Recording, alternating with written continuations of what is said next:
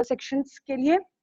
इसके बाद हमारे साथ हैं एडवोकेट अमरनाथ पांडे सर, जो कि हाई कोर्ट में प्रैक्टिस कर रहे हैं और ये एक एमिनेंट क्रिमिनल लॉयर हैं और इनका वास्ट एक्सपीरियंस है इस चीज में। ये हमसे बात करने वाले हैं आज FIR के बारे में, जिसे कहते हैं फर्स्ट इंफॉर्मेशन रिपोर्ट। मैं इनका वेलकम करती हूँ। और इसके बाद है हमारे साथ एडवोकेट DP चौहान सर, जो हाई कोर्ट बिलासपुर में अभी प्रैक्टिस कर रहे हैं और साथ ही ये डिस्ट्रिक्ट कोर्ट रायगढ़ में भी हैं। DP चौहान सर आज हमारे साथ हैं और ये बात करने वाले हैं law relating to atrocity SC sir जो है वो ज्यादातर जो मैटर्स लेते हैं वो दलित राइट्स से रिलेटेड रहते हैं और किसी कारणवश आज हमारे साथ एडवोकेट अनूप अग्रवाल मौजूद नहीं है, तो हम वेलकम करते हैं एडवोकेट गुंजन सिंह सर का। और ये प्रैक्टिस करते हैं सुप्रीम कोर्ट दिल्ली में और ये आज हमारे साथ बात करने वाले हैं migrant crisis and supreme court responses के ऊपर। सर जो है वो एडवोकेट करते हैं माइग्रेंट लेबर्स केसेस के से रिलेटेड केसेस में और इनका स्पेशलाइजेशन है लेबर लॉ के लिए। अब जो आज हमारे इस वेबिनार का जो एक मीडियम होगा वो हिंदी होगा, क्योंकि हमें से ज्यादातर लोग इस चीज में कंफर्टेबल हैं। तो अब मैं किशोर नारायण सर जी को बोलूंगी कि प्लीज आप इंट्रोड्यूस कराइए इस मीटिंग को और HRLN को।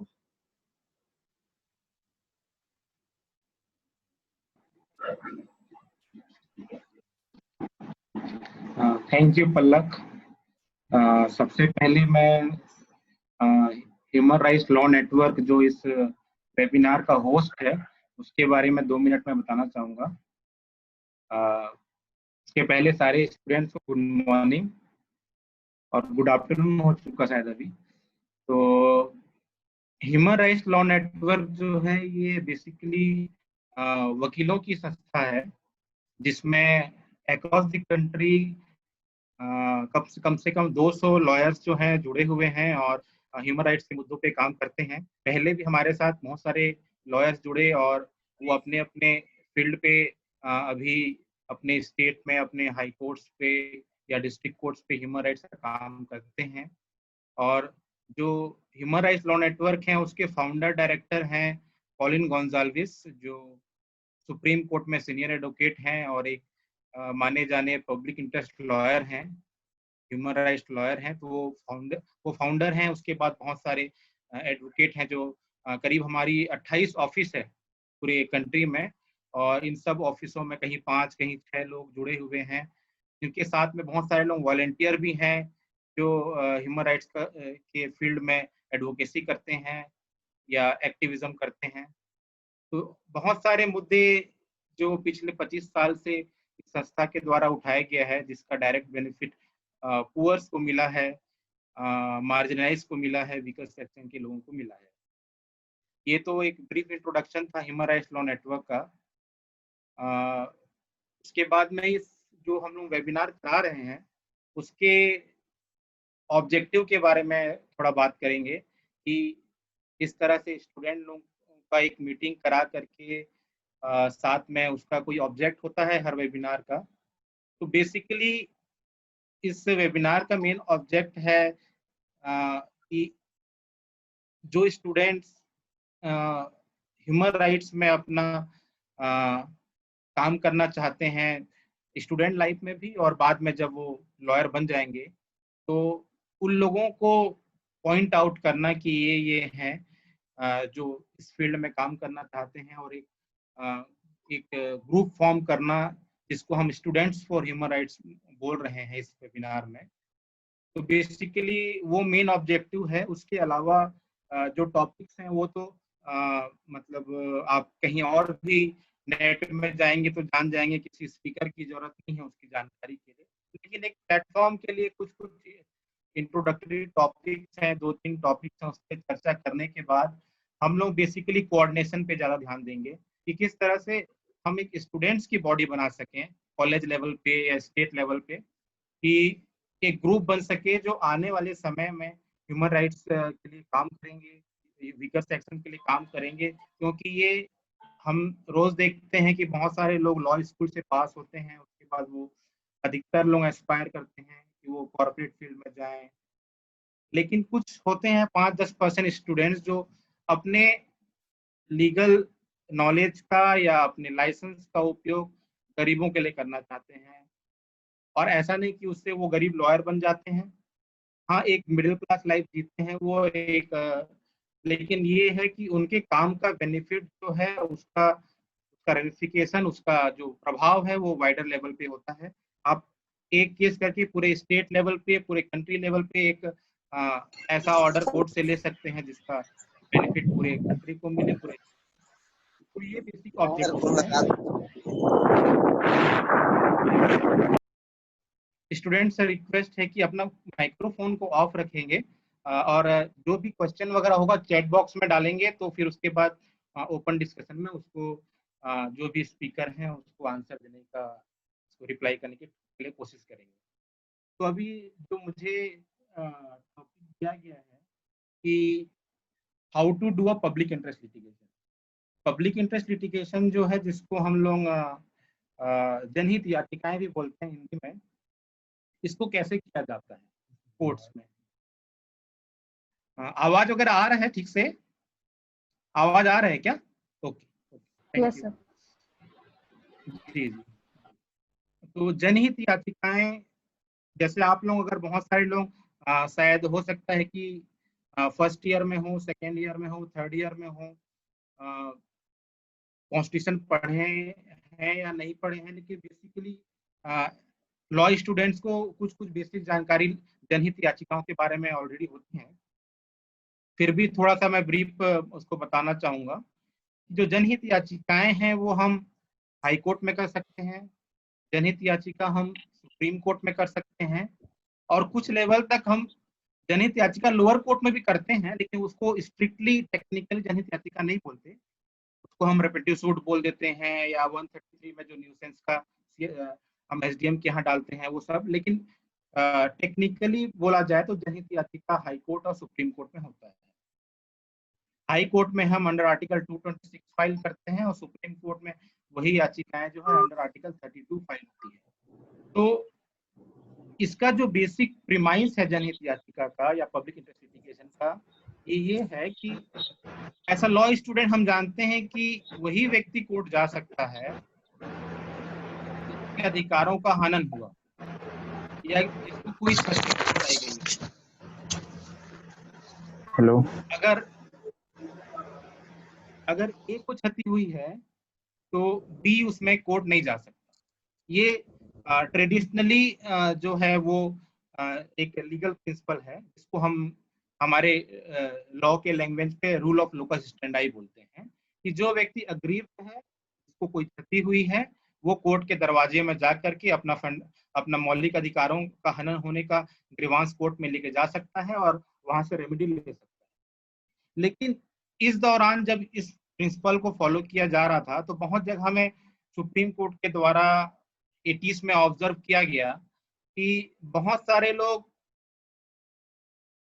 सारे डिसेबिलिटी के कारण, चाहे उनके पास पैसे नहीं होने के कारण, या कोर्ट बहुत दूर होने के कारण, या पढ़े लिखे नहीं होने के कारण, वो जनहित याचिका नहीं कर सकते थे, मतलब याचिका नहीं कर सकते थे। तो कोर्ट ने अपना एक्सेस को, अपना पहुंच को और बढ़ाने के लिए एक नया सिस्टम डिजाइन किया, जिसको हम जनहित याचिका बोलते हैं। कोर्ट ने ये कहा कि अगर कोई व्यक्ति, भले ही वो व्यक्तिगत रूप से उसका कोई घाटा नहीं हुआ हो, लेकिन वो पब्लिक के हित में, जनहित में एक ग्रुप के लिए या एक इंडिविजुअल के लिए, एक विलेज के लिए या एक पर्टिकुलर सेक्शन के लिए वो केस लेकर के जनहित में फाइल कर सकता है, उसको हम जो लोकस स्टैंडाई का रूल है उसको रिलैक्स करेंगे।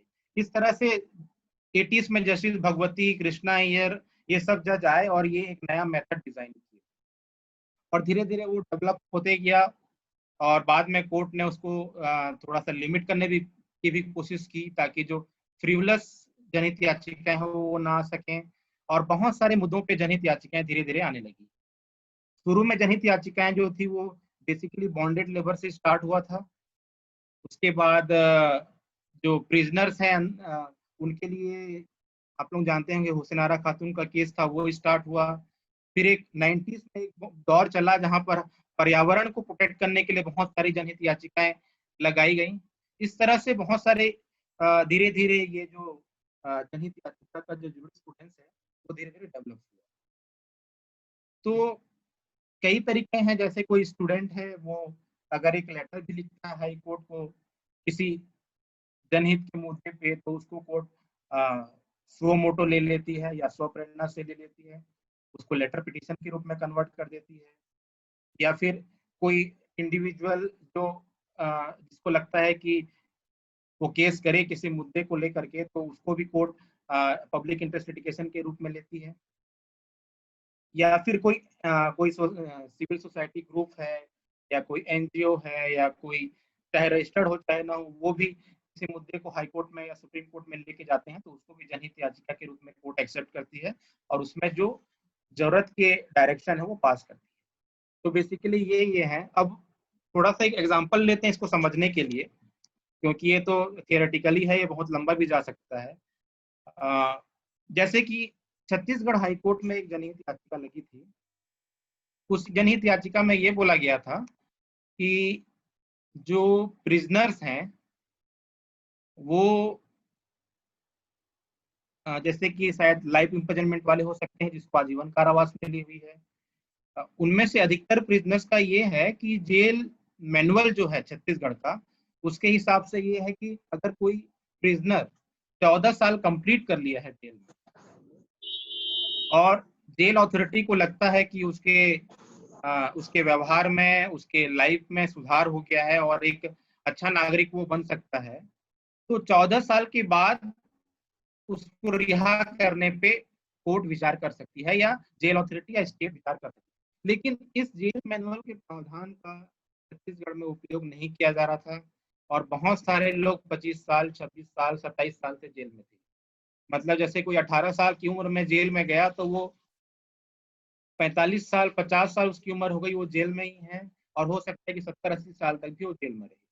तो इस प्रावधान का उपयोग छत्तीसगढ़ गवर्नमेंट नहीं कर रही थी और प्रिजनर के उसके व्यवहार में बदलाव होने के बाद भी उसका उसके उसके अंदर ये संभावना दिखने के बाद भी कि वो फिर से कोई क्राइम नहीं करेगा, उसके बाद भी वो लोगों को बहुत समय तक जेल पे चढ़ा रहे।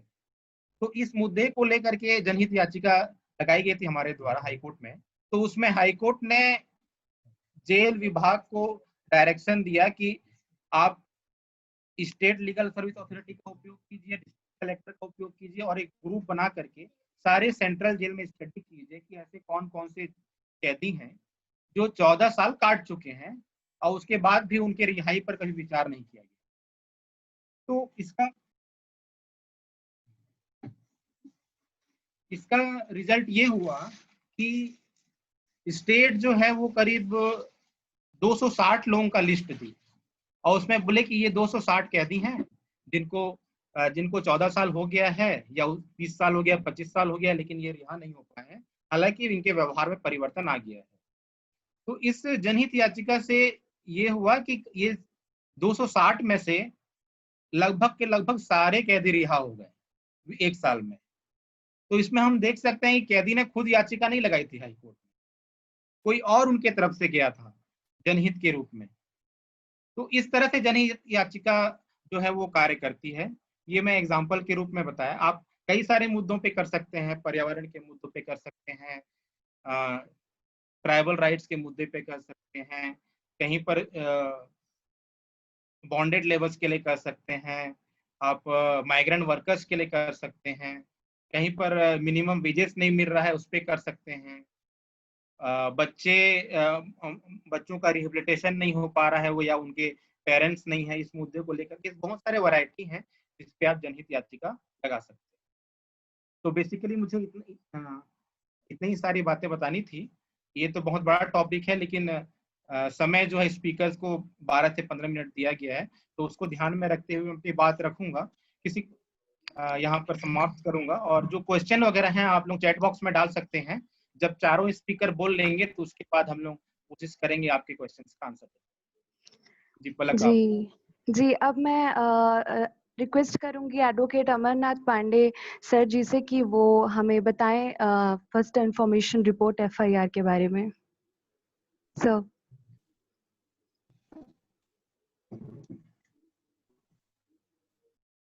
नमस्ते। जो लॉ के विद्यार्थी हैं, स्टूडेंट हैं, वो जब कोई स्टूडेंट लॉ कॉलेज में एडमिशन लेता है तो उसकी सोच बहुत शुरू से ही वकील जैसी हो जाती है। वो न्याय और अन्याय पे चर्चा करने लगता है और घर में भी बड़ा कौतूहल का माहौल होता है। घर में कोई कानूनी बात हो जाती है तो लोग बच्चे की तरफ देखते हैं और बात करते हैं कि ये लॉ पढ़ रहा है, ये थोड़ा सपोर्ट करेगा। आमतौर पे जो न्याय का जो सवाल है, जब कोई व्यक्ति पीड़ित होता है उसको उपचार की जरूरत होती है। जो लॉ के स्टूडेंट हैं वो छोटा एक क्लिनिक चला सकते हैं। ऐसे व्यक्ति को जिसको किसी प्रकार से किसी के द्वारा चोट पहुंचाई गई है, मारपीट की गई है, कोई घटना हो गई है, और आमतौर पे जो लोग हैं उनको ये पता नहीं है कि कैसे हमको प्रथम सूचना दर्ज कराना चाहिए। तो एक स्टूडेंट के तौर पे हम बहुत छोटा काम कर सकते हैं, लोगों को एफआईआर कराने में मदद कर सकते हैं। जो एफआईआर है वो सीआरपीसी में उसका सेक्शन है 154। आप लोग जो स्टूडेंट हैं उसको सीआरपीसी में देखेंगे कि 154 क्या कहता है। 154 ये कहता है कि जो अपराध है उसको दो भागों में बांटा गया है, एक कॉग्निजेबल ऑफेंस और एक नॉन कॉग्निजेबल ऑफेंस, संज्ञेय अपराध और असंज्ञेय अपराध। संज्ञेय अपराध का मतलब, कॉग्निजेबल ऑफेंस का मतलब ये है वो अपराध जिसमें थाने पुलिस स्टेशन में एफआईआर दर्ज करने से मना नहीं किया जाएगा, जिसमें तत्काल एफआईआर दर्ज किया जाएगा।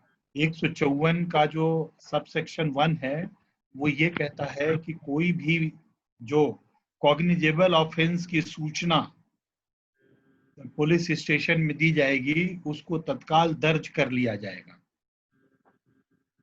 और 154 2 में ये बात कही गई है कि अगर कोई व्यक्ति जो कॉग्निजेबल ऑफेंस की सूचना दे रहा है, अगर वो रिपोर्ट दर्ज की जा रही है तो उसकी तत्काल थाने में उस एफआईआर को दर्ज किया जाएगा और उसकी एक कॉपी सूचना देने वाले को दी जाएगी।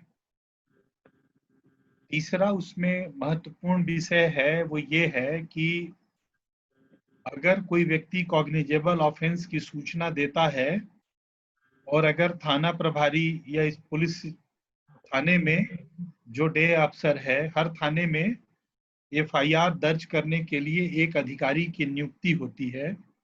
जो दिन में ड्यूटी करते हैं उनको डे अफसर कहते हैं और जो रात को ड्यूटी करते हैं उनको नाइट अफसर कहते हैं।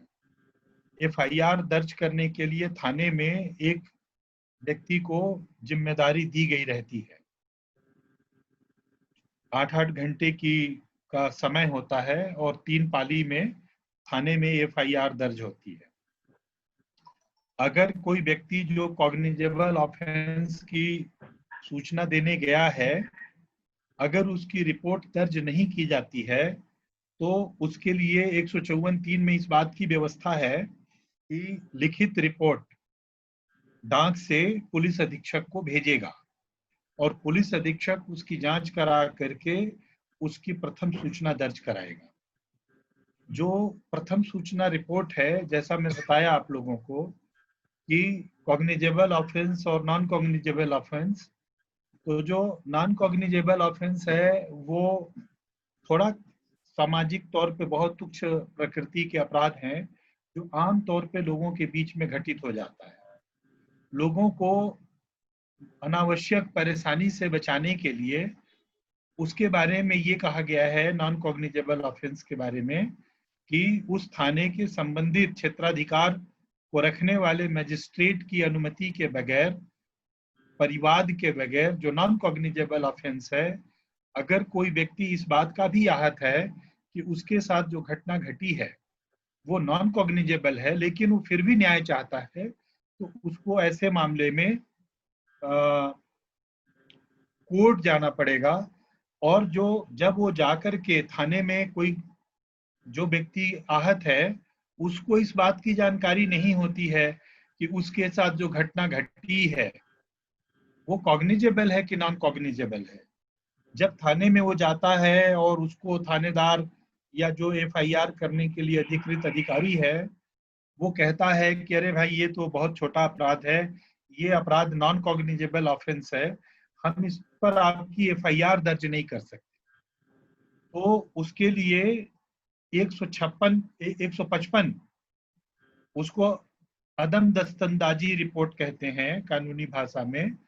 मतलब अगर कोई व्यक्ति कॉग्निजेबल ऑफेंस की सूचना दे रहा है तो 154(2) में उसको उसकी सूचना दर्ज करके उसकी कॉपी उसको दे दी जाएगी। और अगर नॉन कॉग्निजेबल ऑफेंस की सूचना दी जा रही है तो उसको भी लिख करके धारा 155 में उसको लिख करके पुलिस वाला उस आदमी, उस रिपोर्टकर्ता को देगा और कहेगा कि ये जो आप सूचना दे रहे हैं ये नॉन कॉग्निजेबल से संबंधित है, आप इसको लेके जाइए और अगर आप न्याय प्राप्त करना ही चाहते हैं तो न्यायालय में आप केस कीजिए। अब ये कानूनी स्थिति है। जो इसमें क्या है कि कई बार ऐसा होता है कि कॉग्निजेबल ऑफेंस की रिपोर्ट थाना प्रभारी दर्ज नहीं करता है। जब कोई व्यक्ति इस बात से आहत होता है कि उसके साथ कोई घटना घटी है कॉग्निजेबल ऑफेंस की, तो वो उसकी जब एफआईआर नहीं होती है तो वो पुलिस अधीक्षक को लिख के देता है, और जब पुलिस अधीक्षक को लिख के देता है तो भी उसकी एफआईआर दर्ज नहीं होती है। आप लोग जो लॉ स्टूडेंट हैं, आपको हमेशा इस बात का अनुभव होगा कि कोई व्यक्ति कह रहा है कि वो थाने में गया था रिपोर्ट दर्ज कराने, लेकिन उसकी रिपोर्ट दर्ज नहीं की जा रही। हमारा जो शासन व्यवस्था है इसमें बहुत सारे अदृश्य हस्तक्षेप चलते रहते हैं, राजनीतिक हस्तक्षेप चलते रहते हैं। कोई व्यक्ति इतना पावरफुल होता है कि उसके खिलाफ रिपोर्ट दर्ज नहीं होती है, उसका पॉलिटिकल पावर इतना होता है कि उसके खिलाफ एफआईआर नहीं होती है। आप लोगों को उत्तर प्रदेश का वो मामला याद होगा जिसमें एक विधायक जी हैं, क्या नाम था उनका, सेंगर कुलदीप सेंगर विधायक थे। उन्होंने अपने गांव की एक बच्ची के साथ अनाचार किया और उसमें रिपोर्ट दर्ज कराते कराते बाप की मृत्यु हो गई। जिस बच्ची के साथ अनाचार हुआ था उसके पिता ने एफआईआर कराने का प्रयास किया तो उल्टा उसके पिता के ऊपर ही 307 का केस हो गया। उसके पिता को थाने में इतना मारा गया कि उसके पिता की मृत्यु हो गई। वो लड़की अपने प्रकरण में गवाही देने जा रही थी अपने चाचा के साथ, तो उसमें ट्रक से एक्सीडेंट करा दिया गया। ये हमारे समाज में बहुत कठिन बात है। और थानों का जो माहौल है वो भी इसी प्रकार है कि आम तौर पे लोग थाना जाने से डरते हैं। जिसको चोट लगी है, जिसको उपचार की जरूरत है, वो भी थाने जाने से डरता है। ये बहुत दुर्भाग्यपूर्ण स्थिति है। काफी लंबा समय बीत चुका है हम लोगों के देश की आजादी का, और बहुत सारी सरकारें बदली हैं और बहुत सारे न्यायिक फोरम बनाए गए हैं, लेकिन आज स्थिति वही है कि बहुत सारे पावरफुल लोग हैं जिनके खिलाफ एफआईआर नहीं होती है। अब आप कल्पना कीजिए कि आप एक चौराहे पे खड़े हैं और आपके शहर का जो कोतवाल है वही आया और 2 झापड़ आपको मार दिया। और आप थाने गए रिपोर्ट दर्ज कराने के लिए, उसने गंदी गंदी गालियां भी दी, तो वो रिपोर्ट दर्ज नहीं करेगा आपकी। अभी आपने देखा लॉकडाउन के दौरान कुछ पुलिस वाले एकदम देशभक्ति पे उतारू हो गए थे। कोई भी आदमी सड़क पे दिख रहा था, अरे भाई सड़क पे कोई व्यक्ति मजबूरी से चला गया है या शौक से ही चला गया है, तो एक आध लाठी आपने दिया, वहां तक तो समझ में आई बात कि आप देशभक्ति कर रहे थे। लेकिन आपने देखा कि मार करके एकदम जान ले लिया, मतलब पूरे देश में 33 लोगों की मृत्यु हुई। इस प्रकार से वो देशभक्ति कर रहे थे। बहुत सारे लोग ऐसे हैं जो लोग किसी अपराध में जिनके खिलाफ रिपोर्ट होती है, गरीब परिवारों से आते हैं, और खास करके हम लोगों के देश का जो कैरेक्टर है वो इस प्रकार का है कि गरीब जो लोग हैं, जो अनुसूचित जाति जनजाति के लोग हैं, उनको अगर किसी तुच्छ मामले में भी थाने में ले आते हैं तो थाने में कुछ उदंड प्रकृति के कांस्टेबल होते हैं, थानेदार होते हैं, सब इंस्पेक्टर होते हैं, उनको शौक होता है लोगों को मारने का, और मार करके उसको एकदम से बेहोश कर देते हैं। बहुत सारे मामले हैं जो आपको अखबारों में पढ़ने को मिलता होगा। मैं अंबिकापुर से हूँ, मैं आपको बता सकता हूँ, एक आशीष बेग नाम का लड़का था, उसको थाने में इतना मार मारे जो थाने में मर गया, और उसको ले जाकर के एक जगह पे लटका दिए और कहे कि इसने सुसाइड कर लिया। और अपराधियों की जो थानेदार वगैरह थे उनकी हाई कोर्ट से जमानत भी हो गई। कहने का मतलब ये है कि एफआईआर जो है एक बहुत महत्वपूर्ण विषय है। तो मान लीजिए कि आप सुपरिटेंडेंट ऑफ पुलिस, किसी जिले का पुलिस अधीक्षक है, आमतौर पे लोग थानेदार और पुलिस अधीक्षक के खिलाफ एफआईआर कराने के बारे में नहीं सोचते हैं। सोचते हैं चलो भाई 2 थप्पड़ मार दिया, 2 लाठी मार दिया, 5 लाठी मार दिया, चलो बर्दाश्त कर लेते हैं। लेकिन बहुत सारे लोग ऐसे हैं जिनके जो अपने शरीर के चोट से ज्यादा अपने कानूनी अधिकार के टूट जाने से व्यथित होते हैं। बहुत सारे लोगों के सामने सवाल होता है कि जीवन चला जाए तो चला जाए, लेकिन मैं अपने कानूनी अधिकार को इस तरह से सरेंडर नहीं करूंगा।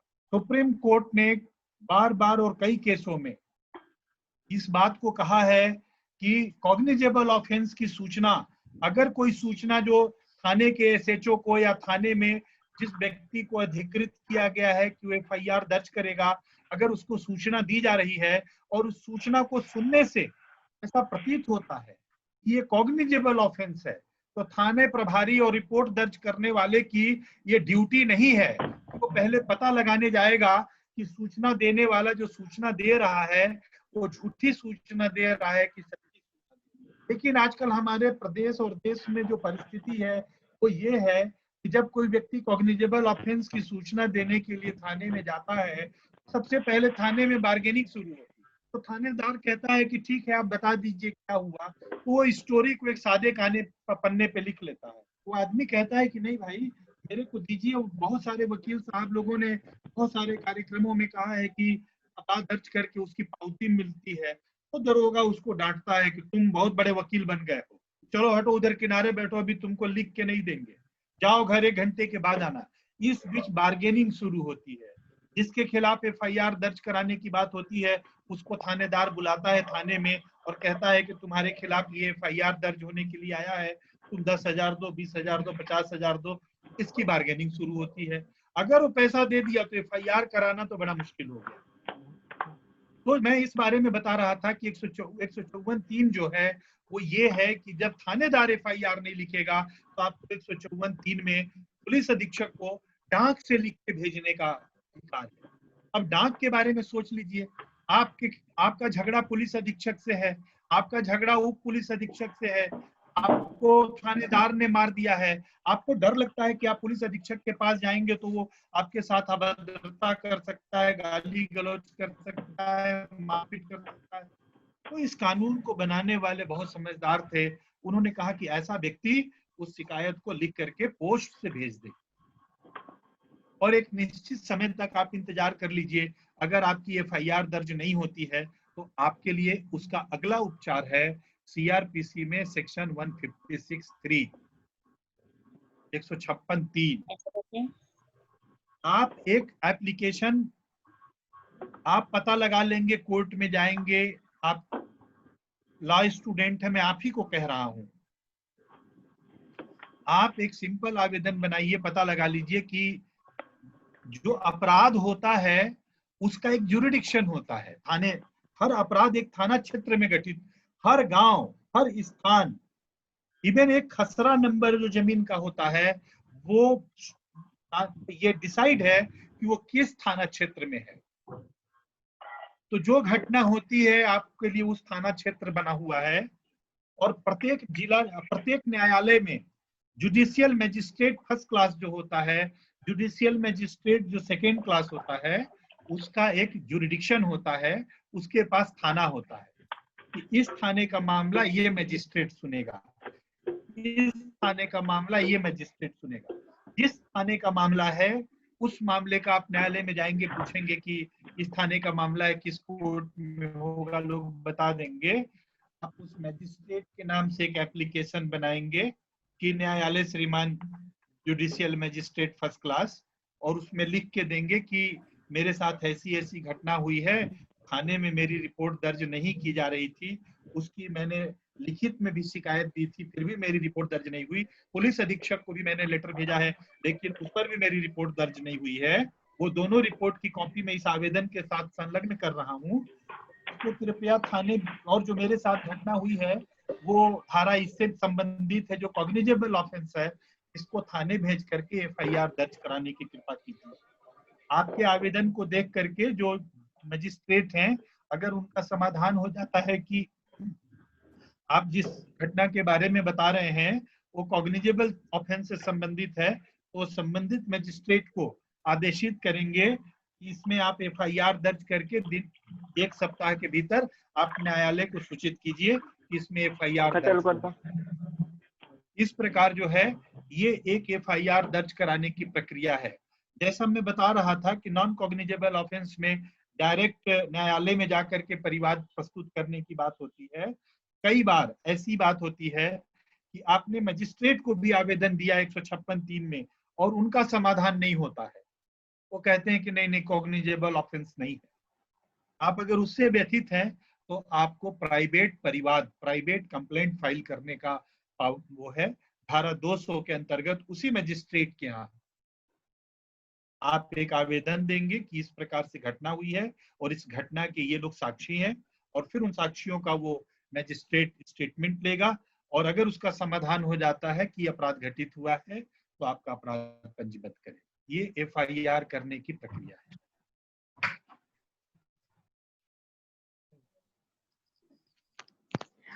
Thank you so much sir. और हमारे नेक्स्ट स्पीकर जो हैं वो हैं एडवोकेट डीपी चौहान सर, और जिस टॉपिक पे वो हमसे बात करने वाले हैं वो है law related to atrocity on SC/ST।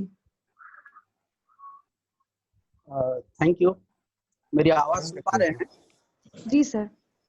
हाँ, तो जब हम अनुसूचित जाति जनजाति समुदायों के खिलाफ घटित होने वाले अत्याचारों की बात करते हैं तो इसको थोड़ा सा कालखंड में अगर विभाजित कर दें, और कानून के पहले जो परंपरागत सामाजिक परिस्थिति और जो पृष्ठभूमि था और क्यों जरूरत पड़ी आखिर ST/SC कम्युनिटी के प्रोटेक्शन के लिए एक अलग कानून की, उसका भी अगर हम थोड़ा उस पर भी समझ लें तो शायद अच्छा होगा। फिर उसके बाद देश की आज़ादी के पूर्वार्ध में वो संघर्ष इस तरह के कानूनों के लिए, और आज़ादी के बाद पश्चात जो उत्तरार्ध में जो कानून बना और कानून का जो इम्प्लीमेंटेशन है, इस पे चर्चा करेंगे। तो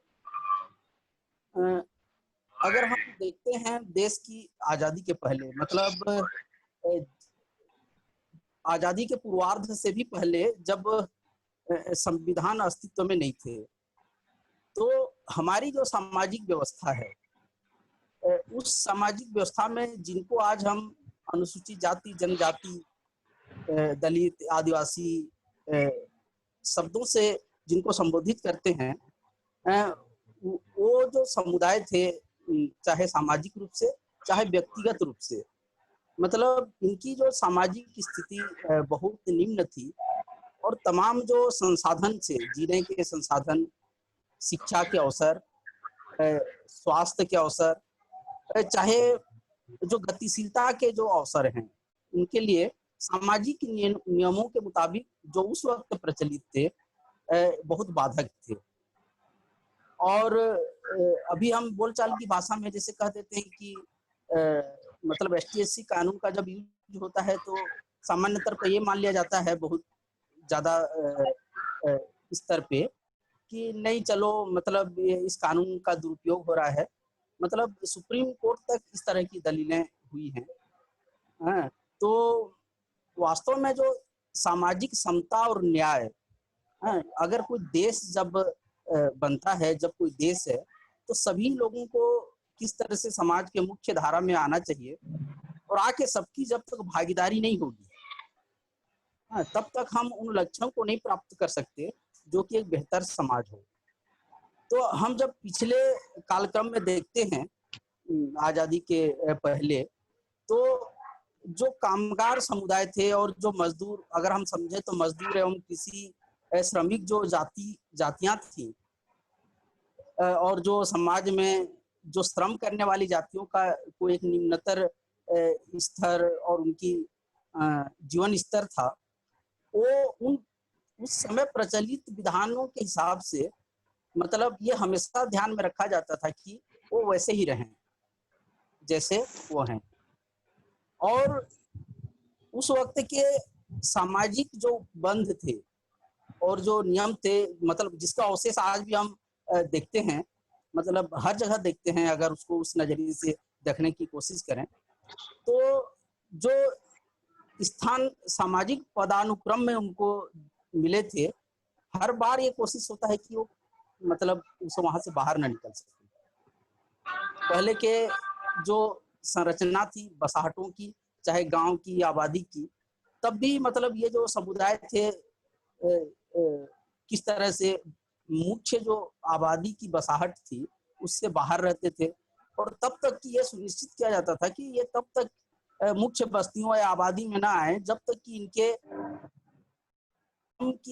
की आवश्यकता की जरूरत न पड़े।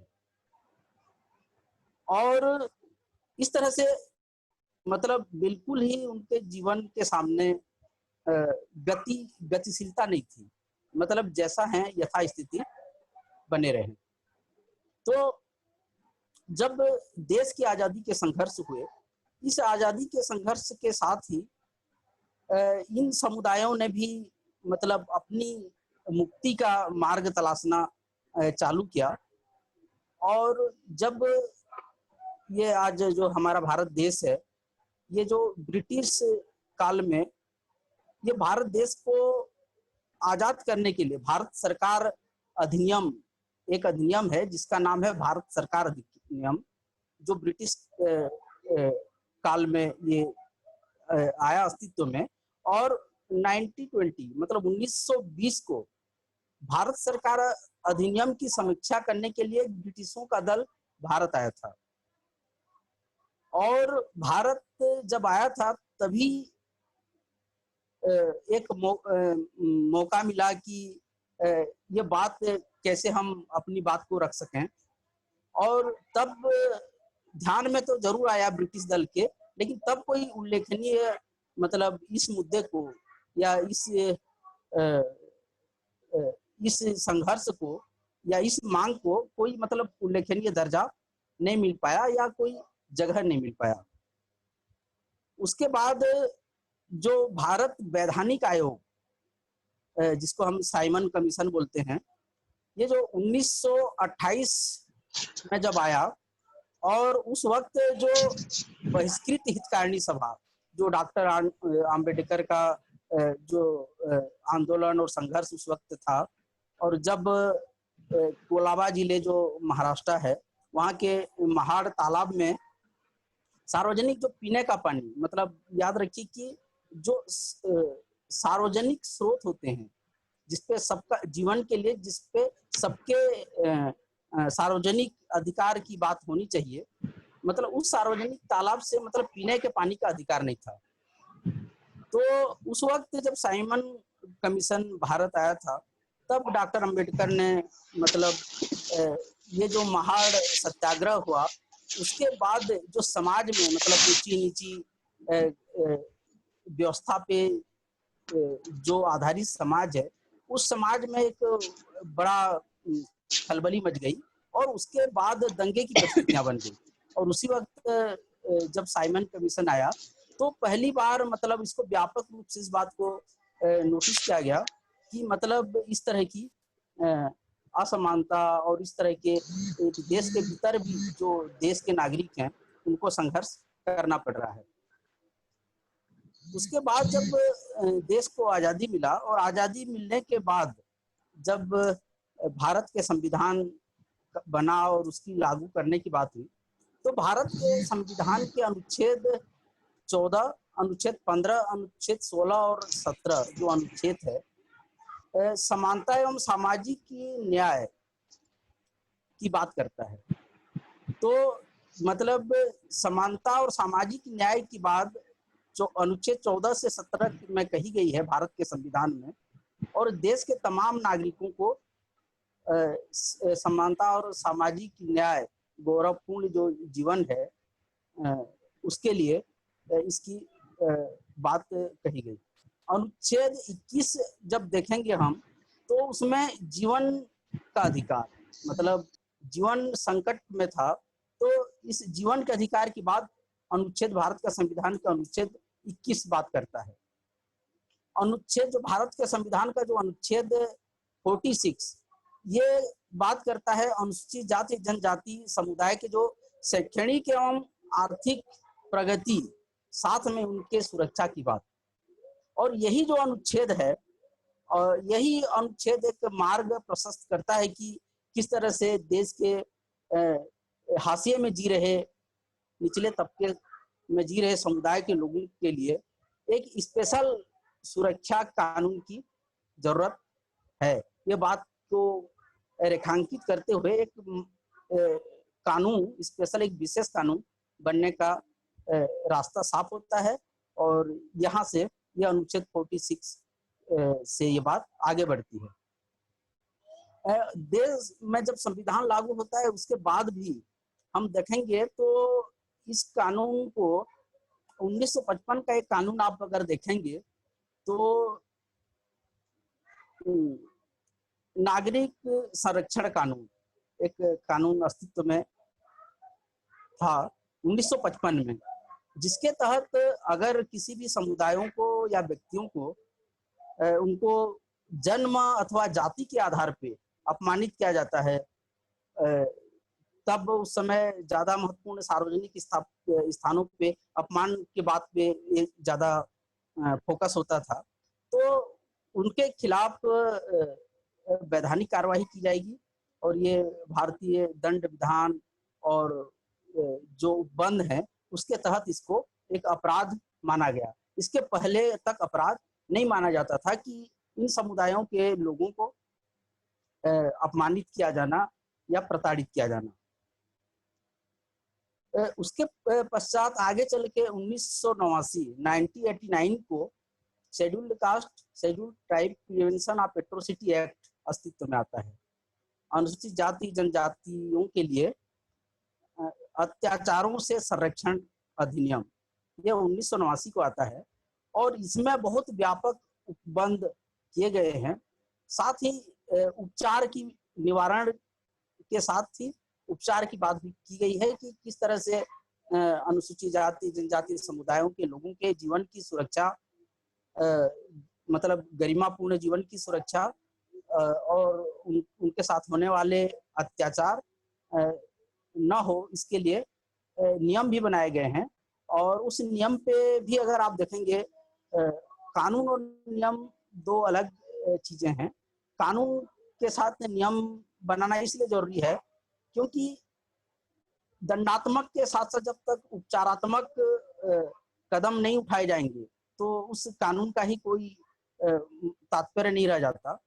तो नियम में भी आप अगर देखेंगे जो प्रोन इलाके होते हैं, माने इसका मतलब ये कि जहाँ पे अनुसूचित जाति जनजाति समुदायों को के खिलाफ अत्याचार की सघनता है, बहुलता है, अस्तित्व में आते हैं। और वैसे जगहों को सरकार की मंशा, कानून की मंशा ये है कि प्रोन इलाके मानते हुए वहाँ विशेष उपबंध करें, ताकि अनुसूचित जाति जनजाति समुदायों के लोगों के खिलाफ हो रहे अत्याचार की घटना न घट सकें।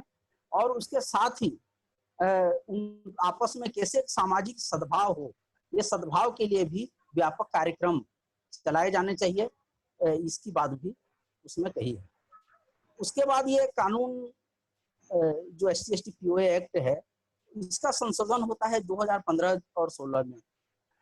अभी हम सब लोगों को पता है कि ये 2015-16 जो 3-4 साल पहले एक पूरे देश में मतलब ऐसा माहौल बना कि अनुसूचित जाति जनजाति ST/SC एक्ट को, जिसको बोलते हैं, खत्म कर रही है सरकार। और लोग जब लोगों में एक भय हुआ उन समुदायों में जो कि इसके अत्याचार के शिकार हैं, वो लोग सड़कों पे आए। सड़कों पे आने के बाद मतलब हर शहरों में, छोटे बड़े तमाम शहरों में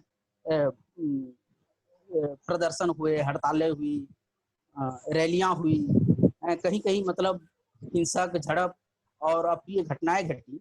और बहुत सारे लोगों के खिलाफ FIR वगैरह भी हुए जो रोड पे अपना प्रदर्शन और हड़ताल कर रहे थे। तो उस संशोधन में भी जो हाशिए में रहने वाले जो लोग हैं, उनकी आवाज को सरकार को सुनना बाध्य होना पड़ा। और उस कानून भी, जिसको बिल्कुल डायल्यूट करने की मंशा के साथ परिस्थितियां उस वक्त माहौल थे, मतलब उसमें भी संशोधन के बाद भी वो बहुत मजबूती के साथ उसकी आवश्यकता महसूस हुई और बहुत मजबूती के साथ भी 2015-16 में उसके संशोधन हुए। तो मोटा मोटा जो ये अनुसूचित जाति जनजाति कानून, जिसके प्रति मतलब आम भारतीयों के बहुत सवाल होते हैं, और सामान्य तौर पे ये दुष्प्रचार भी है इसका, इस कानून में, कि इसको मतलब फंसाने के लिए इसका उपयोग किया जाता है या दुरुपयोग किया जाता है। तो ये इन परिस्थितियों में ये कानून अस्तित्व में आया है। और हम देखते हैं कि हमारा जो देश है, यह देश किस तरह से मतलब इस देश के सामाजिक जो संरचना है जाति आधारित है और लिंग आधारित है। तो औरतों मर्दों के बीच का भेदभाव का तो खैर अभी नहीं बात करेंगे, वो एक बहुत बड़ा मसला है। लेकिन जन्म के आधार पर मतलब जो जिसके वंश का या परंपरागत जो काम है वही काम वो करेगा, इसको सुनिश्चित करने के लिए और गतिशीलता, चाहे आर्थिक क्षेत्र हो चाहे शैक्षणिक क्षेत्र हो, इस क्षेत्र में गतिशीलता कैसे बाधक हो और सब लोग समाज के मुख्य धारा में न आ सकें, इसके लिए बहुत से तत्व यहाँ मतलब सक्रिय हैं। और ये सब चीजें चलती रहती हैं ताकि ये जो बेहतर समाज और समानता और सामाजिक न्याय आधारित जो समाज की परिकल्पना की गई है इस कानून में, अभी भी शायद कोसों दूर है। तो ये एक मोटा मोटा इसके पृष्ठ पक्ष था, ये कानून के अस्तित्व में आना और इसका निरंतर बने रहना। और ये बड़ा सवाल है कि ये जो हम सामाजिक समता और सामाजिक न्याय की बात करते हैं, ये इस देश का जो औसत आबादी है उसके हृदय परिवर्तन के बाद सही होगा या वैधानिक जो दंड विधान है उसके माध्यम से होगा या कैसे होगा, ये कहना अभी थोड़ा सा जिस हम विकास क्रम में है ये कहना थोड़ा मुश्किल है। अब हम छत्तीसगढ़ को थोड़ा सा उदाहरण लेके देखते हैं कि यहाँ की मतलब सोशियो इकोनॉमिक जो सेंसस है वो भी क्या है। मतलब जो संसाधन है उन संसाधनों पे ये जो एक तो ये कि अनुसूचित जाति जनजाति समुदायों की जो आबादी है, इनका जो जनसंख्या है, उस संख्या के अनुपात में जो प्राकृतिक संसाधन, मतलब प्राकृतिक शब्द यूज न करें भी तो सार्वजनिक संसाधनों पे उनकी कितनी भागीदारी है।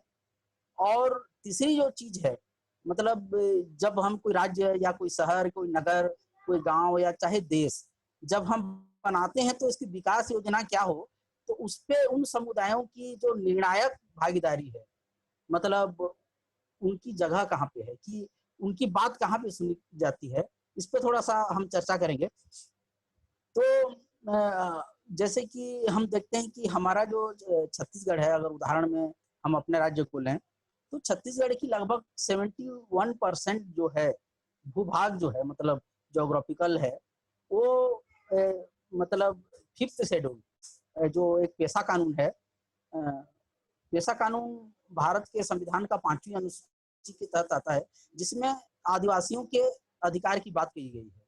तो उस 5वीं अनुसूची के अंतर्गत 61% जो जोग्राफिकल एरिया है छत्तीसगढ़ का, वो आता है। इसका मतलब है कि वो फॉरेस्ट इलाके भी थोड़े सघन इलाके हैं, और जो मुख्य बात है उस इलाकों की, वो ये है कि उस इलाकों में अनुसूचित जाति नहीं, अनुसूचित जनजातियों, मतलब जिसको आदिवासी बोलते हैं, उनकी जनसंख्या का जो घनत्व है वो बहुत ज्यादा है, उनकी आबादी बहुलता में है उस इलाके में। तो उस इलाके की बहुलता time Sir, we will request you to wrap up this because we have further, so 5 minutes. Okay. Thank you. तो जब देखते हैं तो पेशा कानून में हम जब देखते हैं तो उन क्षेत्रों में जमीनें हैं आदिवासियों की, लेकिन जब विकास परियोजनाएं चाहे सरकार की हो चाहे प्राइवेट कंपनी, जैसे हमारे छत्तीसगढ़ में आप कोरबा देखिए, रायगढ़ देखिए, सरगुजा देखिए और बस्तर देखिए, जो कारपोरेट लॉबी हैं, वो कारपोरेट लॉबी जो हैं, वो बिना कोई मुआवजा के, बिना कोई पुनर्व्यवस्थापन की प्रक्रिया के उन आदिवासियों को खदेड़ने की बात करती है। और ऐसा व्यवहारिक अर्थों में आप रायगढ़ से बस्तर तक, उत्तर से दक्षिण छत्तीसगढ़ तक आप देखेंगे तो एक ही सिनारियो है। और उस सिनारियो में जब देखेंगे तो वहां पे जो ST/SC/PO एक्ट है, उस एक्ट की जो धारा है 31GH, आप अगर देखेंगे उसके सेक्शन और उसके जो क्लाउजेस जो हैं, वो ये कहते हैं कि जो आदिवासियों के जो एंसेस्ट्रल लैंड है, विदाउट उनकी बिना कोई सहमति के उन जमीनों को, चाहे कोई कॉर्पोरेट हो, चाहे कोई सरकार हो, चाहे कोई इंडिविजुअल हो, उसको बिना कोई सहमति के नहीं ले सकता, उन जमीनों से उनको बेदखल नहीं कर सकता। और अगर ऐसा करता है तो ये कानून कहता है 2015-16 का जो संशोधन है उसकी धारा GH की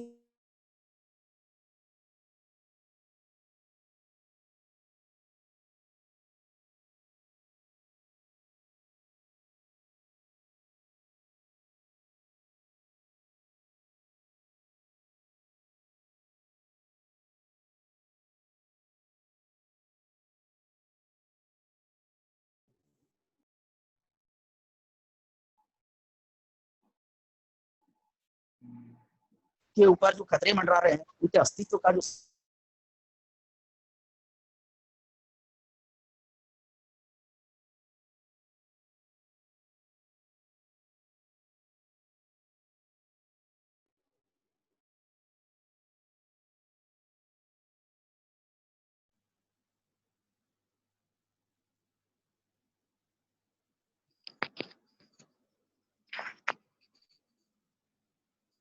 So I think शायद नेटवर्क इश्यूज के वजह से कुछ प्रॉब्लम आ रही थी, बट मैं इनवाइट करती हूँ बोलने के लिए हमारे नेक्स्ट स्पीकर को, जो है advocate Gunjan sir. He'll be addressing us the topic migrant crisis and Supreme Court responses. So धन्यवाद किशोर ये मीटिंग ऑर्गेनाइज करने के लिए, and students from the law college. मैं कोशिश करूंगा अपनी बात हिंदी में रखने को, परंतु अगर कोई थोड़ा बहुत कई चीजें अगर शायद बीच में नहीं समझ में आए तो अंग्रेजी में भी रखूंगा उन बातों को। आप लोगों में से ज्यादातर लोगों ने माइग्रेंट वर्कर्स क्राइसिस को अखबार के माध्यम से, टीवी के माध्यम से फॉलो अप किया होगा, because it was very much in the news. और जब 25 लॉकडाउन अनाउंस हुआ, जब 25 तारीख को लॉकडाउन अनाउंस हुआ और उसके बाद से हमने देखा कि कई दिनों तक लगातार वर्कर्स के मूवमेंट रहे और कई लोग पैदल, साइकिल पे छोटे मोटे गाड़ियों पे किसी से सहायता लेकर के वो चलते रहे। 2-3 दिन अगर ये मीडिया में बिल्कुल जब ये न्यूज़ छाया रहा, उसके बाद पहला पिटीशन सुप्रीम कोर्ट में दाखिल किया गया था। एक वकील साहब हैं, उनका नाम है Alok Srivastava versus union of India. That was the first petition which was filed in the supreme court. उस पिटीशन में जो प्रेयर्स थी कि इनके घर जाने की व्यवस्था की जाए और इनको रास्ते में जो भी वाटर फूड मुहैया कराई जाए, उस केस की जब सुनवाई हुई, पहली सुनवाई हुई और जब पहला ऑर्डर पास किया गया वो था 31 मार्च 2020। 31 मार्च 2020 को भारत सरकार के वकील, हमारे सॉलिसिटर जनरल ऑफ इंडिया ने ये बात कही सरकार के सामने, कोर्ट के सामने, कि आज की तारीख में, क्योंकि उन्होंने एक दिन का समय मांगा था जब पिटीशन पिछले दिन लिस्ट हुई थी कि मैं एक स्टेटस रिपोर्ट दाखिल करूंगा, और जब दूसरे दिन वो कोर्ट में आया तो उन्होंने एक स्टेटस रिपोर्ट दाखिल किया। स्टेटस रिपोर्ट में उन्होंने बताया कि आज की तारीख में यानी कि 31 मार्च 2020 को कोई भी मजदूर सड़क पे नहीं चल रहा है और हमने सभी लोगों का इंतजाम कर दिया। सारे शेल्टर होम्स में माइग्रेंट्स को वहां पे रोकने के इंतजाम कर दिया गया, उनके खाने के इंतजाम कर दिया गया, उनके पीने के इंतजाम कर दिया गया, and no one is travelling on road, and that is driven by fake news.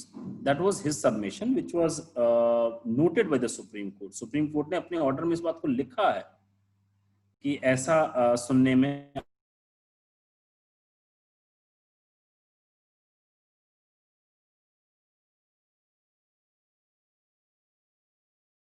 है और की बात है। सभी लोगों ने देखा होगा और बहुत राज्यों में अलग अलग तरीके से लोगों ने माइग्रेंट वर्कर्स के साथ काम किया। कई जगहों से ऐसे न्यूज आए कि कोई भूखमरी का शिकार हो रहा है, कई लोगों के पास पैसे नहीं हैं, और बहुत ही विचलित कर देने वाली तस्वीरें, वीडियोस सोशल मीडिया के माध्यम से, न्यूज के माध्यम से हम सब ने देखा। But I will not go into that detail. I am focusing my discussion more on courts response, कि कोर्ट ने कैसे इन मामलों को डील किया।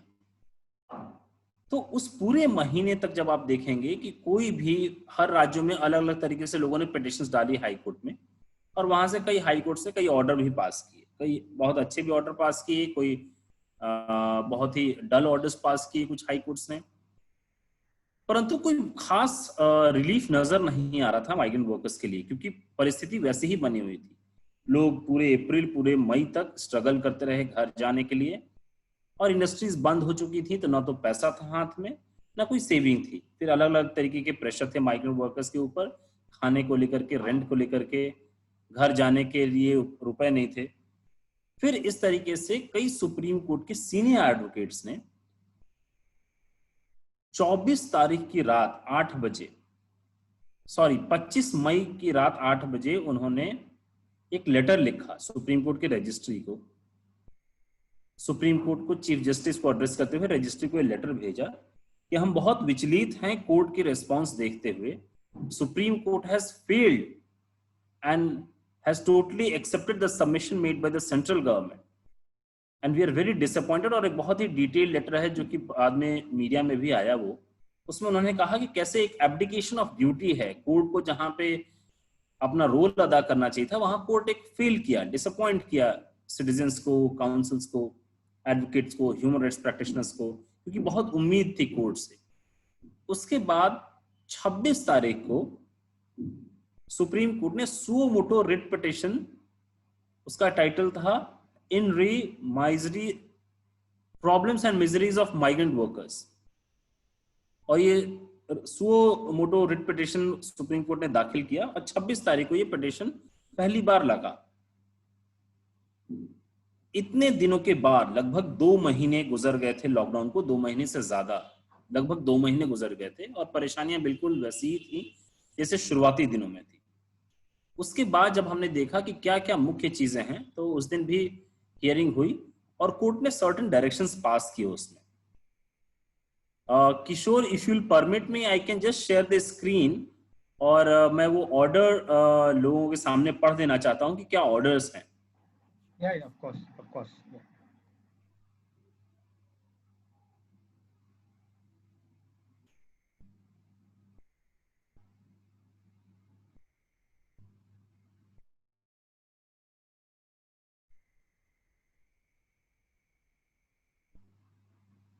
कैन यू ऑल सी कि जो स्क्रीन है आप सब लोगों के सामने, क्या आप पढ़ पा रहे हैं? एनीबॉडी कैन से यस और नो? सर स्क्रीन शेयरिंग शायद हो ही नहीं है अभी। Okay,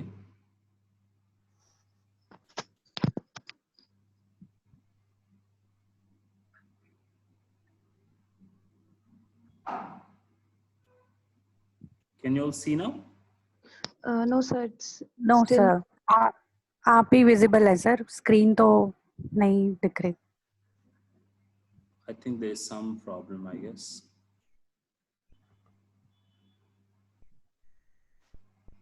I'll try, otherwise I'll just read. Yes sir, अभी सर अभी अब हो रहा है। हाँ है? ओके। हाँ हाँ सर, अभी आ रही। आ गया। तो 26 तारीख को जब ये पिटिशन लिस्ट हुआ, उसके बाद सुप्रीम कोर्ट ने डायरेक्शंस दिए सेंट्रल गवर्नमेंट को कि आप क्या करने वाले हैं। तो फिर 28 तारीख को दोबारा जब ये पिटिशन लिस्ट हुआ, उसमें ये डायरेक्शंस पास किए गए। आप लोग नोट करेंगे, I just read out. The first direction was कि कोई भी फेयर ट्रेन से या बस से नहीं लिया जाएगा किसी भी माइग्रेंट वर्कर से। The railway fare shall be shared by the states as per the arrangement as submitted by the learned Solicitor General, and in no case any fare should be asked or charged from any migrant workers by the states and the railways. ये बहुत clear किया supreme court ने कि कोई भी पैसा नहीं लिया जाएगा माइग्रेंट वर्कर्स से। दूसरा पॉइंट था, the migrant workers who are stranded at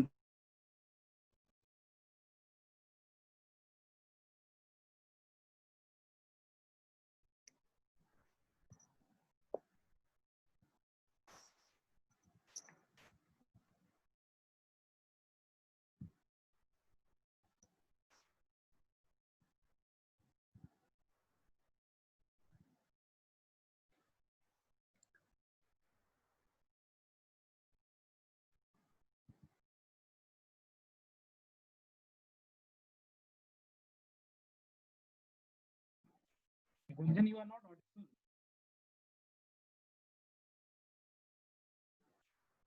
Hello.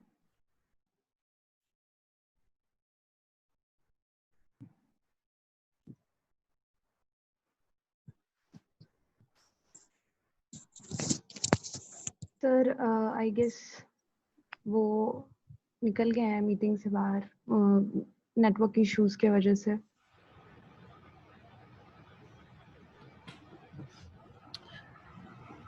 मतलब तुमको ऑर्डर दिखा? Just wait for 2 minutes. I'll get him here. Okay? Just hold on. Okay ji.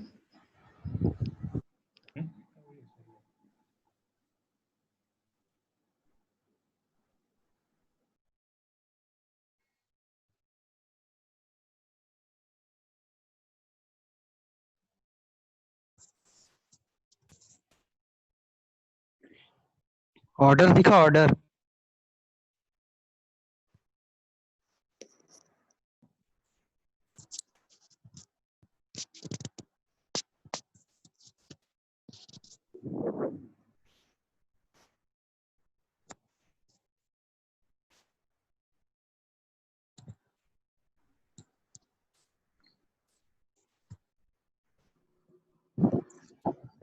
Sir please connecting. आपका आवाज नहीं आ रहा है सर।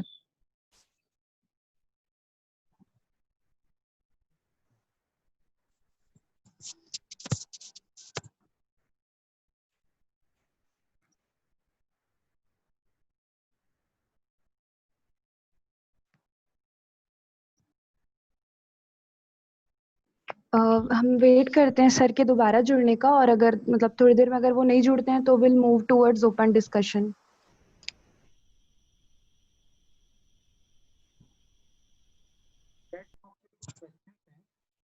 उसको हम लोग एड्रेस कर सकते हैं, और अच्छा होगा जो क्वेश्चन में डालेंगे वो खुद ही पूछे अपना वीडियो ऑन करके, तो मेरे ख्याल से ज़्यादा इंटरेक्टिव होगा वो। सर आपकी वॉल्यूम बहुत लो है थोड़ा।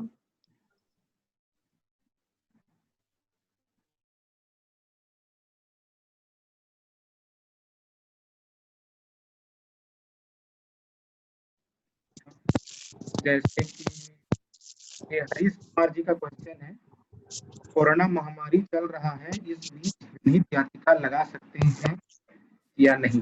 तो हरीश जी, मैं आपसे रिक्वेस्ट करूंगा अगर आप अपना वीडियो ऑन करके थोड़ा सा करें तो हम लोग उसको थोड़ा सा इंटरेक्टिव बना सकते हैं क्वेश्चन को। बहुत ही इम्पोर्टेंट क्वेश्चन आपने पूछा है, रेलेवेंट क्वेश्चन। हरीश जी हैं क्या? अपना माइक ऑन करके अगर रिस्पॉन्ड कर सके तो। मैं हरीश कुमार जी को देख सकता हूँ, बाकी उनका माइक शायद ऑफ है। हाँ सर, सुन रहा हूँ सर, बताइए। तो आप थोड़ा वीडियो ऑन करके।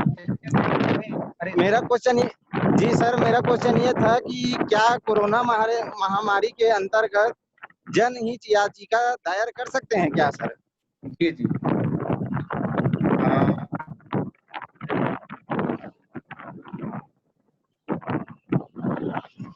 हरीश जी के सवाल का जवाब दें। जी सर, आवाज आ रहा है आपका? जी जी, आ रही है आवाज। आवाज आ रही है? हाँ, अब आ रहे हैं सर, क्लियर। जी जी। देखिए, अभी जैसे हमारे छत्तीसगढ़ हाईकोर्ट से ही आप एक उदाहरण ले सकते हैं सर। जो कोरोना का समय है, जो इसमें अधिक PIL, अधिक से अधिक मुद्दों को रेज करने का टाइम है। सर, आपका आवाज नहीं आ रहा है अच्छे से। हेलो, अभी आ रहा है क्या आवाज? हाँ अभी आ रहा है। अच्छा, थोड़ा सा ना कट कट के आ रहे सर, थोड़ा सा टेक्निकल इशू होगा। जी जी, ठीक है। तो वही है कि कोरोना के समय में जो एक इमरजेंसी टाइम है, इस पे होता क्या है कि जब कोई पब्लिक इमरजेंसी आती है तो कुछ हद तक जो स्टेट है वो पुलिस स्टेट की तरफ बनता है। मतलब जी जी, पुलिस को अधिक पावर दिया जाता है इस टाइम पे। जैसे कि आप देखते हैं कि लॉकडाउन को इम्प्लीमेंट करने के लिए काफी सारी पुलिस बल। सर एक मिनट, मैं रिक्वेस्ट करूंगी सभी से अपना फोन म्यूट करने के लिए, बिकॉज पीछे से आवाज आ रही है तो उस वजह से थोड़ा। जी जी, जिसका क्वेश्चन है वो बस ऑन कर सकते हैं जब पूछेंगे तो। हाँ, बाकी सभी म्यूट कर लीजिए प्लीज। हाँ, तो यहाँ हाईकोर्ट में कई सारे जनहित याचिकाएं कोरोना लॉकडाउन के समय फाइल हुआ है। जैसे कि एक याचिका राइट टू फूड ने लगाया था, राइट टू फूड कैंपेन ने। इसमें ये था कि लॉकडाउन के कारण बहुत सारे लोगों के को Sorry, my एम्प्लॉयमेंट network खत्म हो गया। connection was poor. अच्छा, So the हाँ, तो call got हम लोग dropped. कंटिन्यू करेंगे गुंजन जी के साथ, उसके बाद आंसर की जाएगी। गुंजन, आई थिंक वो आप जो शेयर स्क्रीन कर रहे थे उसके कारण थोड़ा टेक्निकल प्रॉब्लम आया था। अगर you can read out it तो समझ लेंगे लोग। You want me to continue? Yeah, please. Okay, so that was the first set of directions जो सुप्रीम कोर्ट ने 28 तारीख को पास किया।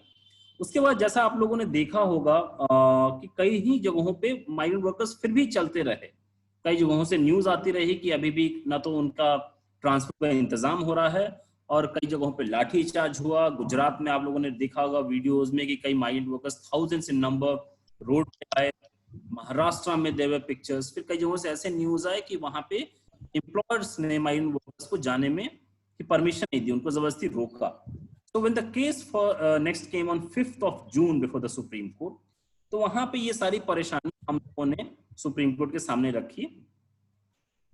न्यूज रिपोर्ट्स के माध्यम से, हाई कोर्ट के ऑर्डर्स जो थे वो हमने बेस्ट प्रैक्टिसेस के एग्जांपल्स देते हुए कि देखिए कई राज्यों में ऐसा है कि हाई कोर्ट्स ने बहुत अच्छे ऑर्डर्स पास किए हैं। जैसे कर्नाटका हाई कोर्ट हो गई, तेलंगाना हाई कोर्ट हो गई। वहां पे डायरेक्शंस दिए गए थे कि किस तरीके से आपको मजदूरों को उनके घर ट्रांसपोर्ट करना है और क्या क्या स्टेप्स लेने चाहिए। क्योंकि जो बात सुप्रीम कोर्ट ने कही थी अपने पहले ऑर्डर में, 28 तारीख के ऑर्डर में, कि आप लोगों को घर पहुंचाएंगे फ्री ऑफ कॉस्ट, वो कहीं हो नहीं रहा था। क्योंकि जो प्रोसेस था घर ले जाने का, रजिस्ट्रेशन करने का, that process was totally complex. For example, Tamil Nadu में रजिस्ट्रेशन करने के लिए सरकार ने एक प्राइवेट कॉन्ट्रैक्टर को रजिस्ट्रेशन प्रोसेस का जिम्मा दिया। वो प्राइवेट कॉन्ट्रैक्टर ने 26 क्वेश्चंस इंग्लिश में मजदूरों से भरने के लिए कहा। कई जगहों पे ऑनलाइन प्रोसेस थी, कई लोगों के पास स्मार्टफोन नहीं है, इंटरनेट कनेक्शन नहीं है। So there were many problems which workers were facing. ये सारे करने के बाद कहीं भी रजिस्ट्रेशन प्रोसेस सिंप्लीफाई नहीं हुआ। तो हम लोगों ने सुप्रीम कोर्ट को ये रिक्वेस्ट किया कि आपको इस डायरेक्शन में कि आप वहां पे स्टेट गवर्नमेंट्स को डायरेक्ट करें कि रजिस्ट्रेशन प्रोसेस सिंप्लीफाई हो। फिर उसके बाद 5 तारीख को जब सुनवाई हुई, वो ऑर्डर फिर उन्होंने रिजर्व किया और उन्होंने उसमें बोला कि सारे सरकारों को हम ये निर्देश देते हैं कि 15 दिनों के अंदर सारे मजदूरों को आप घर पहुंचाइए। उन्होंने फिर से 9 तारीख को जो ऑर्डर आया 5 तारीख की हियरिंग का, उसमें 6-7 चीजें उन्होंने बोली। कि पहली बात ये बोली कि आइडेंटिफाई करिए आप कि कितने माइग्रेंट वर्कर्स आज भी स्ट्रैंडेड हैं। That was the first direction which came by the supreme court on 9th of June। Identification करिए, उन सारे राज्यों में एडिशनल ट्रेन और बसेस चलाइए जहां पे मजदूर अभी भी फंसे हुए हैं। तीसरा उन्होंने कहा था कि वो सारी स्कीम्स का डिटेल भारत सरकार, राज्य सरकार देगी जो मजदूरों के लिए वो करने वाले हैं भविष्य में जब वो वापस जाएंगे तब। उसके बाद उन्होंने ये भी कहा कि आप हर राज्य में काउंसलिंग सेंटर लगाइए, ब्लॉक लेवल पे, तालुका लेवल पे, जहां पे जो मजदूर लौट कर आ रहे हैं वहां पे आप उनको बताइए कि आपके लिए क्या स्कीम है, क्योंकि जब आप डिटेल्स इकट्ठा करेंगे मजदूरों की तो उनके स्कीम्स की भी कि हाँ उनके पास स्किल क्या है, क्या एम्प्लॉयमेंट अपॉर्चुनिटीज हैं।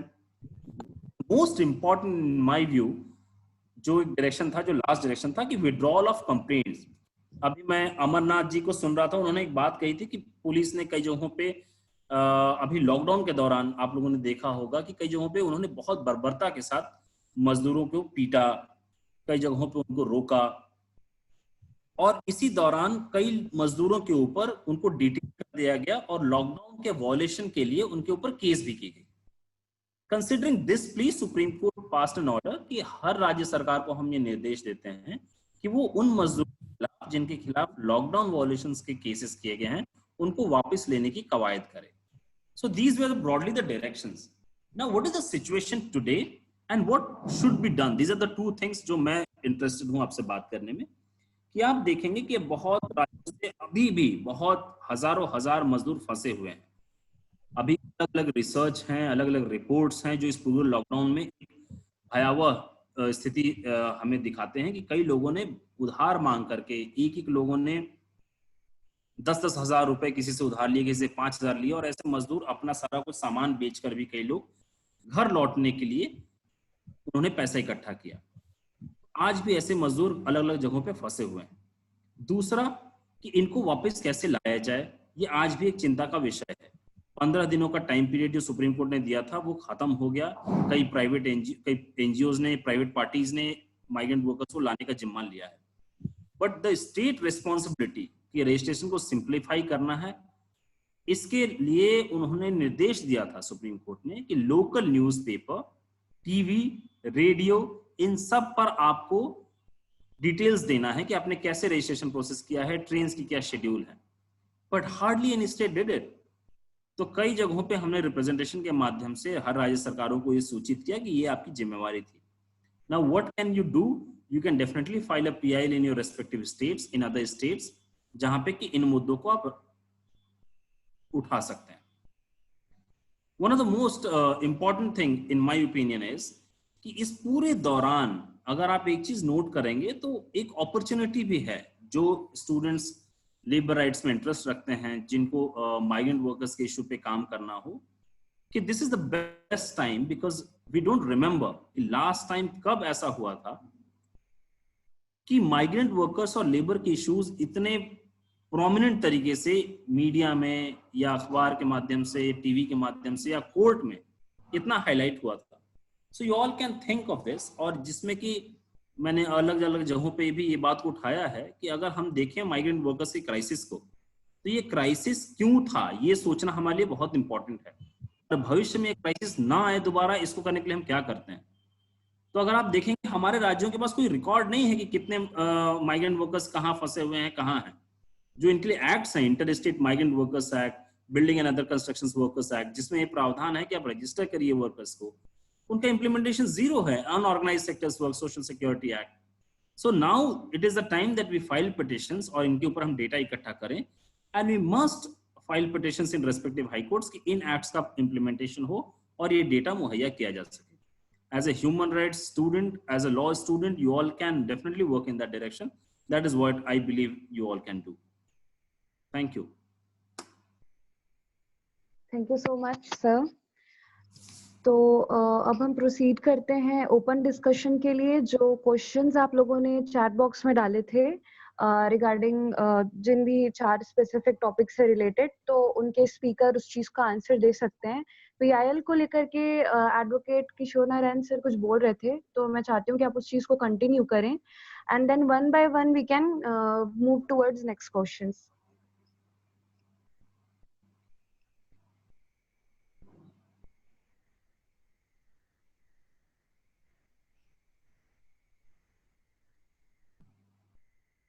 हेलो, हाँ मेरी आवाज आ रही है क्या? यस सर, आ रही है आपकी आवाज। जी जी। हाँ, तो हरीश जी का सवाल था कि क्या हमें कोरोना के टाइम पे भी जनहित याचिका लगा सकते हैं। तो इसका पहले जैसे कि मैं आपको बताया कि ये जो कोरोना का समय था, पेंडेमिक का समय था, ये एक इमरजेंसी का समय है, पब्लिक इमरजेंसी का समय है। मतलब ये प्रोमोलगेटेड इमरजेंसी की बात नहीं कर रहा हूँ, एक ऐसा समय जब अधिक लोग परेशान रहते हैं। तो आप देखे होंगे कि लॉकडाउन को इम्प्लीमेंट करने के लिए पुलिस को काफ़ी फ्री हैंड दिया गया था। पुलिस ने बहुत अच्छा काम भी किया है, लेकिन कुछ हदों पे जगहों पे वो ओवर एंथुसियाज्म से या मेल इंटेंशन से जो है वो जो चलने वाले लोग You all are requested to please mute your microphone. तो जैसे कि बिलासपुर में आप देख सकते हैं कि पेट्रोल पंप में आप अगर देखे होंगे, वो वीडियो वायरल हुआ था कि नहीं होने से भी कम से कम 50-60 लाठी मारा गया था वो पेट्रोल पंप वेंडर को, ये उपाध्याय जो डीएसपी हैं उनके द्वारा। तो वो लगभग मरने की स्थिति में आ गया था वो जो वेंडर है पेट्रोल पंप का। और बाद में वो लोगों को फूल माला पहना करके लोगों को बोले कि आप लॉकडाउन को मत तोड़िए। तो इस तरह की घटनाएं 2-4 हैं, लेकिन बहुत हद तक जब कोरोना टाइप का समय आता है, जहां लॉकडाउन किया जाता है, जहां राइट्स को रिस्ट्रिक्ट किया जाता है, उस समय हमारे हाई कोर्ट्स को वर्क करने की जरूरत है, और जो एडवोकेट्स हैं उनका काम और बढ़ जाना चाहिए। जैसे कि यहाँ पर आप देख सकते हैं, राइट टू फूड कैंपेन ने पीआईएल लगाया हाई कोर्ट में। वो बहुत सारे मुद्दों को लाए। वो बोले कि बहुत सारे लोग हैं जिनका एम्प्लॉयमेंट खत्म हो गया है और अभी वो स्टारवेशन के कगार पे आ गए हैं। तो उसमें हाई कोर्ट ने डायरेक्ट के स्टेटस रिपोर्ट मंगाया। तो फिर स्टेट गवर्नमेंट ने ऐसे भी लोगों को राशन पहुंचाया जिसके पास राशन कार्ड नहीं था। तो जिसके पास राशन कार्ड नहीं है उसको भी राशन देने की बात हुई।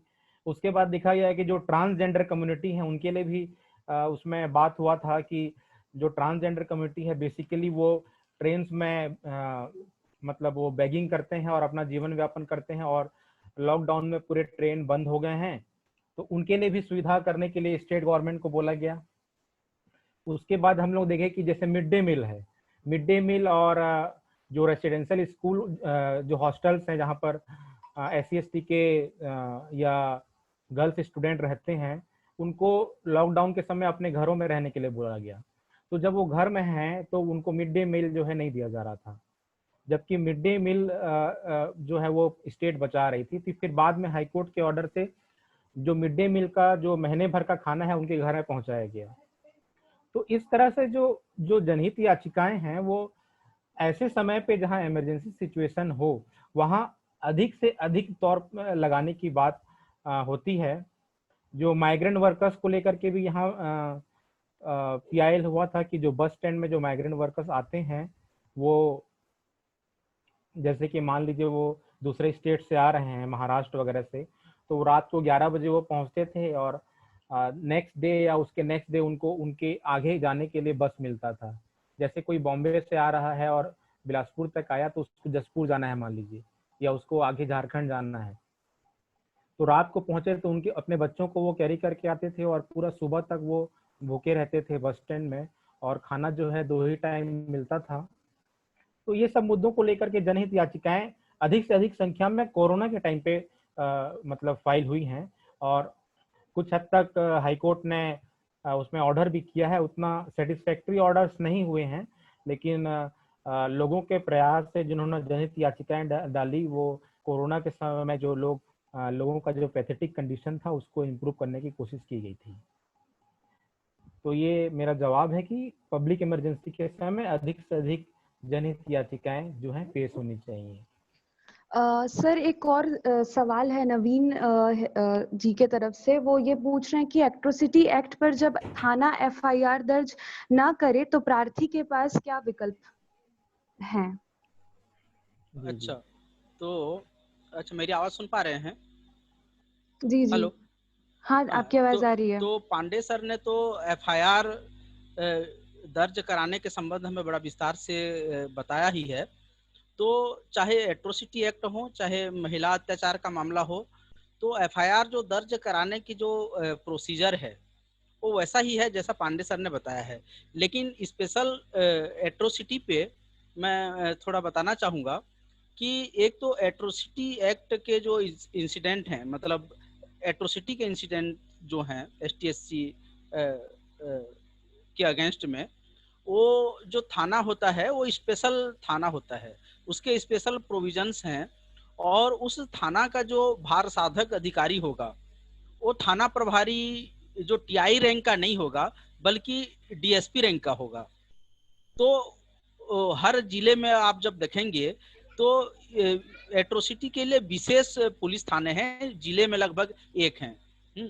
तो उसमें आप जब जाएंगे मौखिक या लिखित या ईमेल के द्वारा या मैसेज व्हाट्सएप के द्वारा भी आपका काम है कि इस तरह की घटनाओं पे आपको सूचना देना संबंधित थाने को।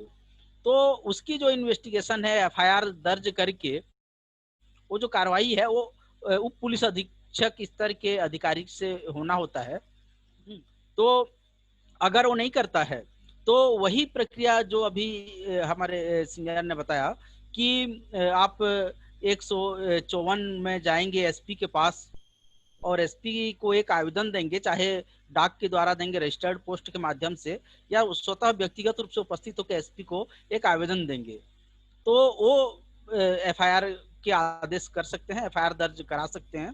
और इसके अलावा भी ना बने को, जैसा कि 156(3) जो कोर्ट है उसके तहत आप जा सकते हैं और कोर्ट में एक परिवाद पेश करके हम इस कानून के तहत एफआईआर दर्ज करा सकते हैं। बाकी पांडे सर इसमें कुछ जोड़ना चाहें तो।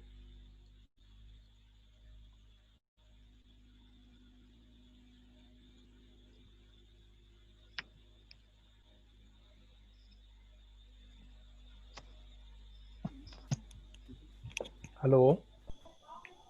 जी सर, आ रही है आपकी आवाज।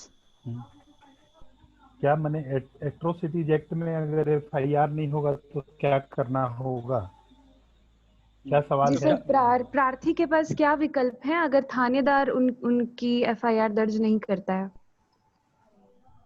किसका सवाल है ये? सर ये सवाल है नवीन हीमदार जी का। अच्छा, जो एफआईआर है जो मैं डिटेल में शुरू में बताया था, उसमें अपराध किसी भी प्रकृति का हो, चाहे माने एट्रोसिटीज एक्ट का हो, शेड्यूल कास्ट शेड्यूल ट्राइब का, उससे कोई फर्क नहीं पड़ता है। एफआईआर 154 में ही होता है। जो एट्रोसिटीज एक्ट के मामले हैं वो सारे के सारे मामले वो कॉग्निजेबल ऑफेंस घोषित किए गए हैं। तो इस पे अगर आपकी एफआईआर दर्ज नहीं होती है तो वही प्रक्रिया में आपको जाना पड़ेगा। इसके लिए एक और महत्वपूर्ण बात है कि अनुसूचित जाति जनजाति अत्याचार निवारण अधिनियम के जो अपराध हैं वो सारे के सारे अपराध जो हैं वो कॉग्निजेबल हैं। इसके लिए विशेष थाने का गठन किया गया है, प्रत्येक जिले में विशेष थाने का गठन किया गया है। और वहां पे ये इसीलिए विशेष थाने का गठन किया गया था कि आम तौर के थानों में अनुसूचित जाति जनजाति के लोगों की एफआईआर नहीं होती है। इस एक्ट के क्रियान्वयन के लिए विशेष थाने की व्यवस्था की गई थी और इससे संबंधित अपराधों के विचारण के लिए स्पेशल कोर्ट्स बनाए गए हैं। अगर आपका एफआईआर दर्ज नहीं होता है तो आप उसको संबंधित थाना क्षेत्र के जो अजाक थाने का जो जो जुरिडिक्शन का जो मजिस्ट्रेट है उसके यहाँ आप 156(3) में जाएंगे। अभी उसमें संशोधन हुआ है कि आप डायरेक्ट स्पेशल कोर्ट में जा करके अपना एप्लीकेशन, FIR नहीं हो रही है तो आप डायरेक्ट जो स्पेशल कोर्ट है वहां पर एप्लीकेशन दे सकते हैं। जो काम दूसरे ऑफेंस में अनुसूचित जाति जनजाति अत्याचार निवारण अधिनियम को छोड़कर जो बाकी ऑफेंस है उसके लिए जो प्रक्रिया है वो मजिस्ट्रेट के यहाँ के लिए है, लेकिन अनुसूचित जाति जनजाति अत्याचार निवारण अधिनियम के अंतर्गत आप स्पेशल कोर्ट में एप्लीकेशन दे सकते हैं। Thank you sir. और एक नेक्स्ट क्वेश्चन है हमारे पास पब्लिक इंटरेस्ट लिटिगेशन को लेकर के, और वो ये है कि उसमें क्या डीमेरिट्स होते हैं। डीमेरिट्स को लेकर है कि एक अपोजिट फाइन नाम की चीज होती है, वही वो बता रहे हैं कि अगर फाइल नहीं हो पाता है ये याचिका तो अपोजिट फाइन लगता है, तो उस बारे में वो आपसे जानना चाहते हैं। जी जी, मतलब मेरे ख्याल से अच्छा होता कि जो क्वेश्चन कर रहे हैं वो खुद अपना क्वेश्चन, हालांकि चैट बॉक्स में लिखे हैं, अगर वो खुद अपना क्वेश्चन थोड़ा पूछें और वीडियो ऑन करेंगे तो थोड़ा सा ज़्यादा इंटरेक्टिव हो पाएगा। दीपक जी का शायद सवाल है ये। दीपक जी, अगर आप अपना वीडियो ऑन करेंगे और थोड़ा सवाल को पूछेंगे तो ज़्यादा सही रहेगा, अगर आप कंफर्टेबल हैं तो। अदरवाइज आप ऐसे ही जी कंफर्टेबल हूँ। जी जी, अपना वीडियो ऑन करके एक बार अपना सवाल को पूछेंगे जी। एक्चुअल में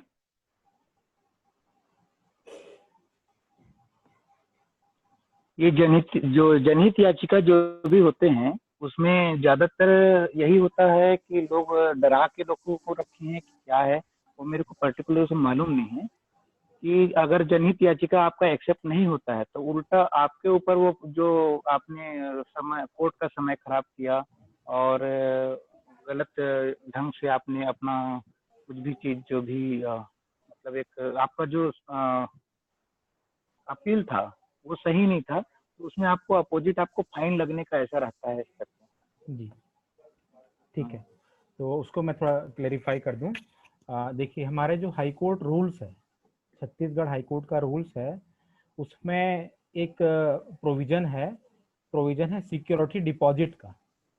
सिक्योरिटी डिपॉजिट मतलब ये है, देखिए कोर्ट फीस अलग चीज होती है और सिक्योरिटी डिपॉजिट अलग होती है। कोर्ट फीस सारे केसेस में पर पिटिशनर यहाँ पर 100 रुपये लगता है, वो अलग चीज है, वो जनहित याचिकाओं में भी लगेगी। लेकिन 5,000 रुपये सिक्योरिटी डिपॉजिट लिया जाता है छत्तीसगढ़ हाई कोर्ट में एक PIL करने के लिए। अगर आपके पास 5,000 रुपया नहीं है तो आप एक छूट का आवेदन देंगे उसमें अपने PIL के साथ कि मैं गरीब तबके से हूँ, मैं माइग्रेंट लेबर हूँ, या मैं BPL कैटेगरी का हूँ और ये सिक्योरिटी डिपॉजिट नहीं दे सकता, तो कोर्ट उसमें ऑर्डर करती है कि ठीक है, आप बिना सिक्योरिटी डिपॉजिट के भी अपना PIL को प्रोसीड कर सकते हैं।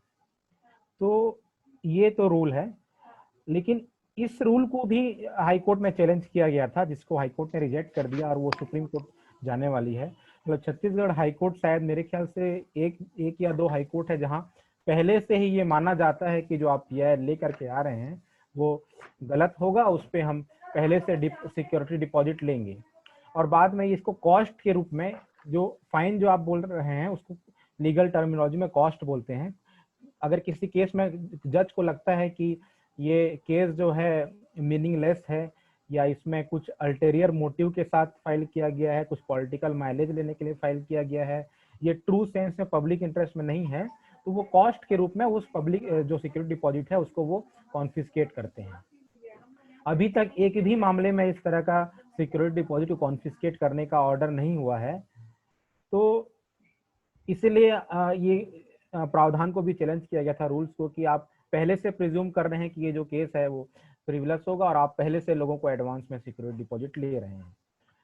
तो ये है, इसका प्रावधान है। आपका शायद 2-3 और सवाल है, उसको अभी आप रिपीट कर सकते हैं अभी। जी दीपक जी, आपका शायद 2-3 सवाल और है, इसी में आप चैट बॉक्स में डाले हैं।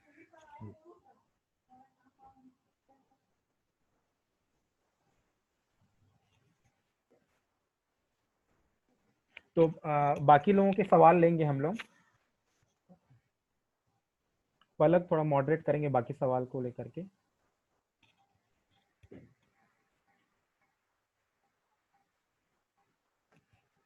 जी, तो नेक्स्ट क्वेश्चन जो है वो जीरो एफआईआर के बारे मतलब लिए है। वो जानना चाहते हैं आपसे कि जीरो एफआईआर क्या होता है।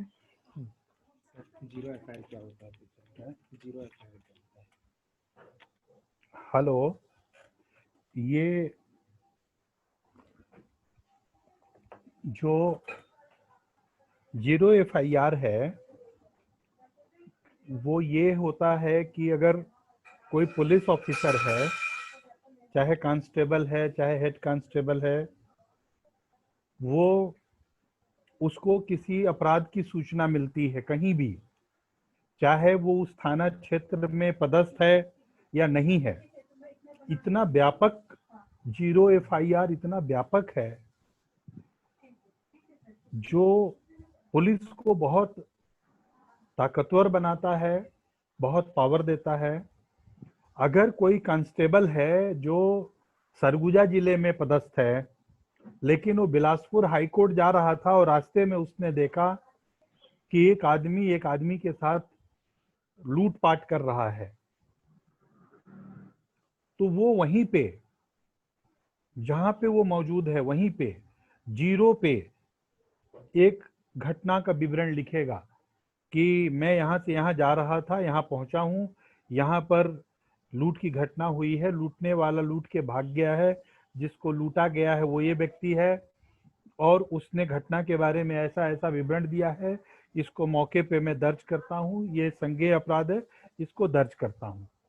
उसको दर्ज करने के बाद जो उसकी ड्यूटी है कि वो उसको अपने थाने ले जाएगा, वो जिस थाने में वो पदस्थ है, और वहां से उसको अपने यहाँ रिकॉर्ड में ले करके उस घटना का जो क्षेत्राधिकार वाला थाना है उस थाने को वहां पर वो ले जा करके पहुंचाएगा कि ये घटना मेरे सामने हुई थी, इसकी जीरो पे मैंने कायमी की है, इस पे आप अपने थाने में इसकी नंबरी नालसी कीजिए, इस पे नंबर दीजिए इस अपराध पे।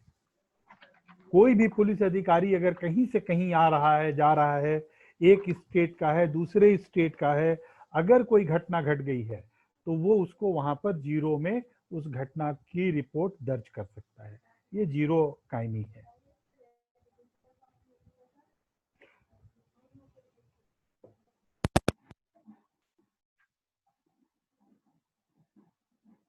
एक क्वेश्चन और है अनामिका श्रीवास्तव के तरफ से, और वो ये है कि ये जो भी करंट सिचुएशन हुई है माइग्रेंट्स के साथ, जो भी प्रॉब्लम क्रिएट हुई है, वो किसकी लैक ऑफ रिस्पॉन्सिबिलिटी की वजह से है? स्टेट गवर्नमेंट, सेंट्रल गवर्नमेंट या कोर्ट?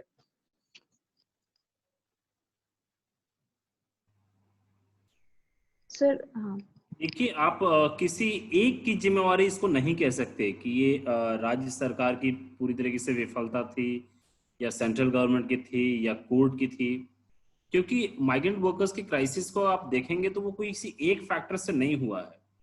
लेकिन to cut the long conversation short, अगर आप मुझसे पूछेंगे मेरे निजी विचार, तो मैं कहता हूं कि अभी given the crisis supreme court इसको एड्रेस कर सकती थी। सुप्रीम कोर्ट ने पास्ट में भी बहुत इमीडिएट डायरेक्शंस दिए हैं। सुप्रीम कोर्ट अगर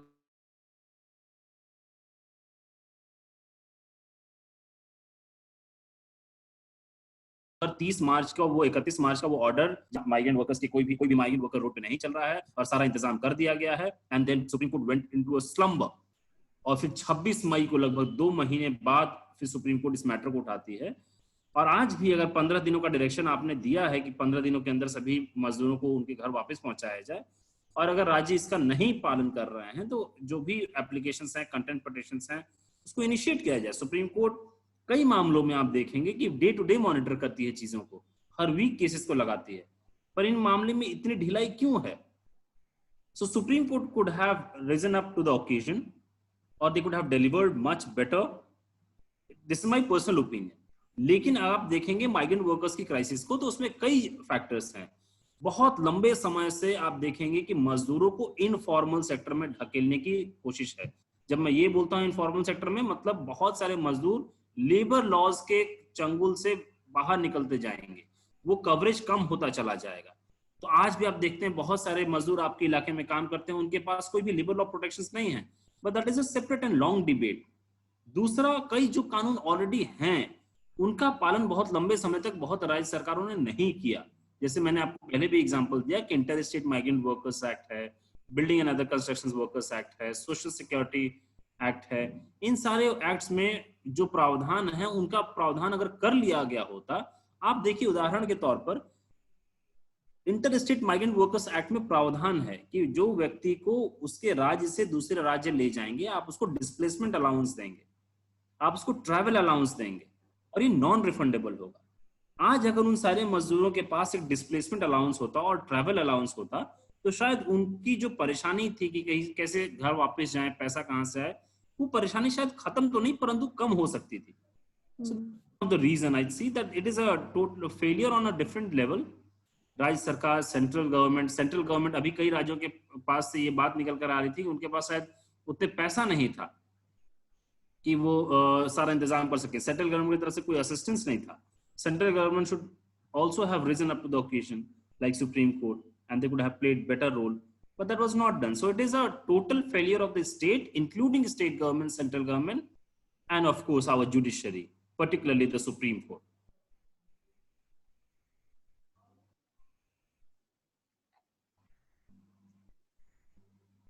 ओके, थैंक यू सर। तो एक क्वेश्चन और आया है और वो ये है कि अगर कोई एडवोकेट अपने क्लाइंट से ह्यूज अमाउंट लेता है फीस के तौर पर और फिर उस केस पर ध्यान नहीं देता है, तो ऐसे सिचुएशन में क्लाइंट को क्या करना चाहिए? जिन्होंने ये क्वेश्चन पूछा है उनका नाम क्लियरली उन्होंने नहीं लिखा है, तो वो मैं आपको नहीं बता पाऊंगी, पर क्वेश्चन यही है।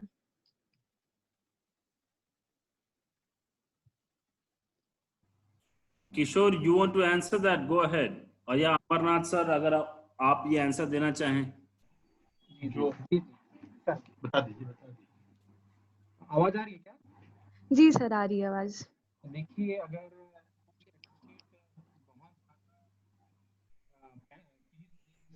ओके, ये जिनका क्वेश्चन है वो सोमा अग्रवाल है। जिनका क्वेश्चन है ये वो सोमा अग्रवाल है। अच्छा, सोमा जी, आपको आवाज आ रही है क्या? सर आपकी आवाज बहुत बहुत लो हो गई है। अच्छा, एक मिनट।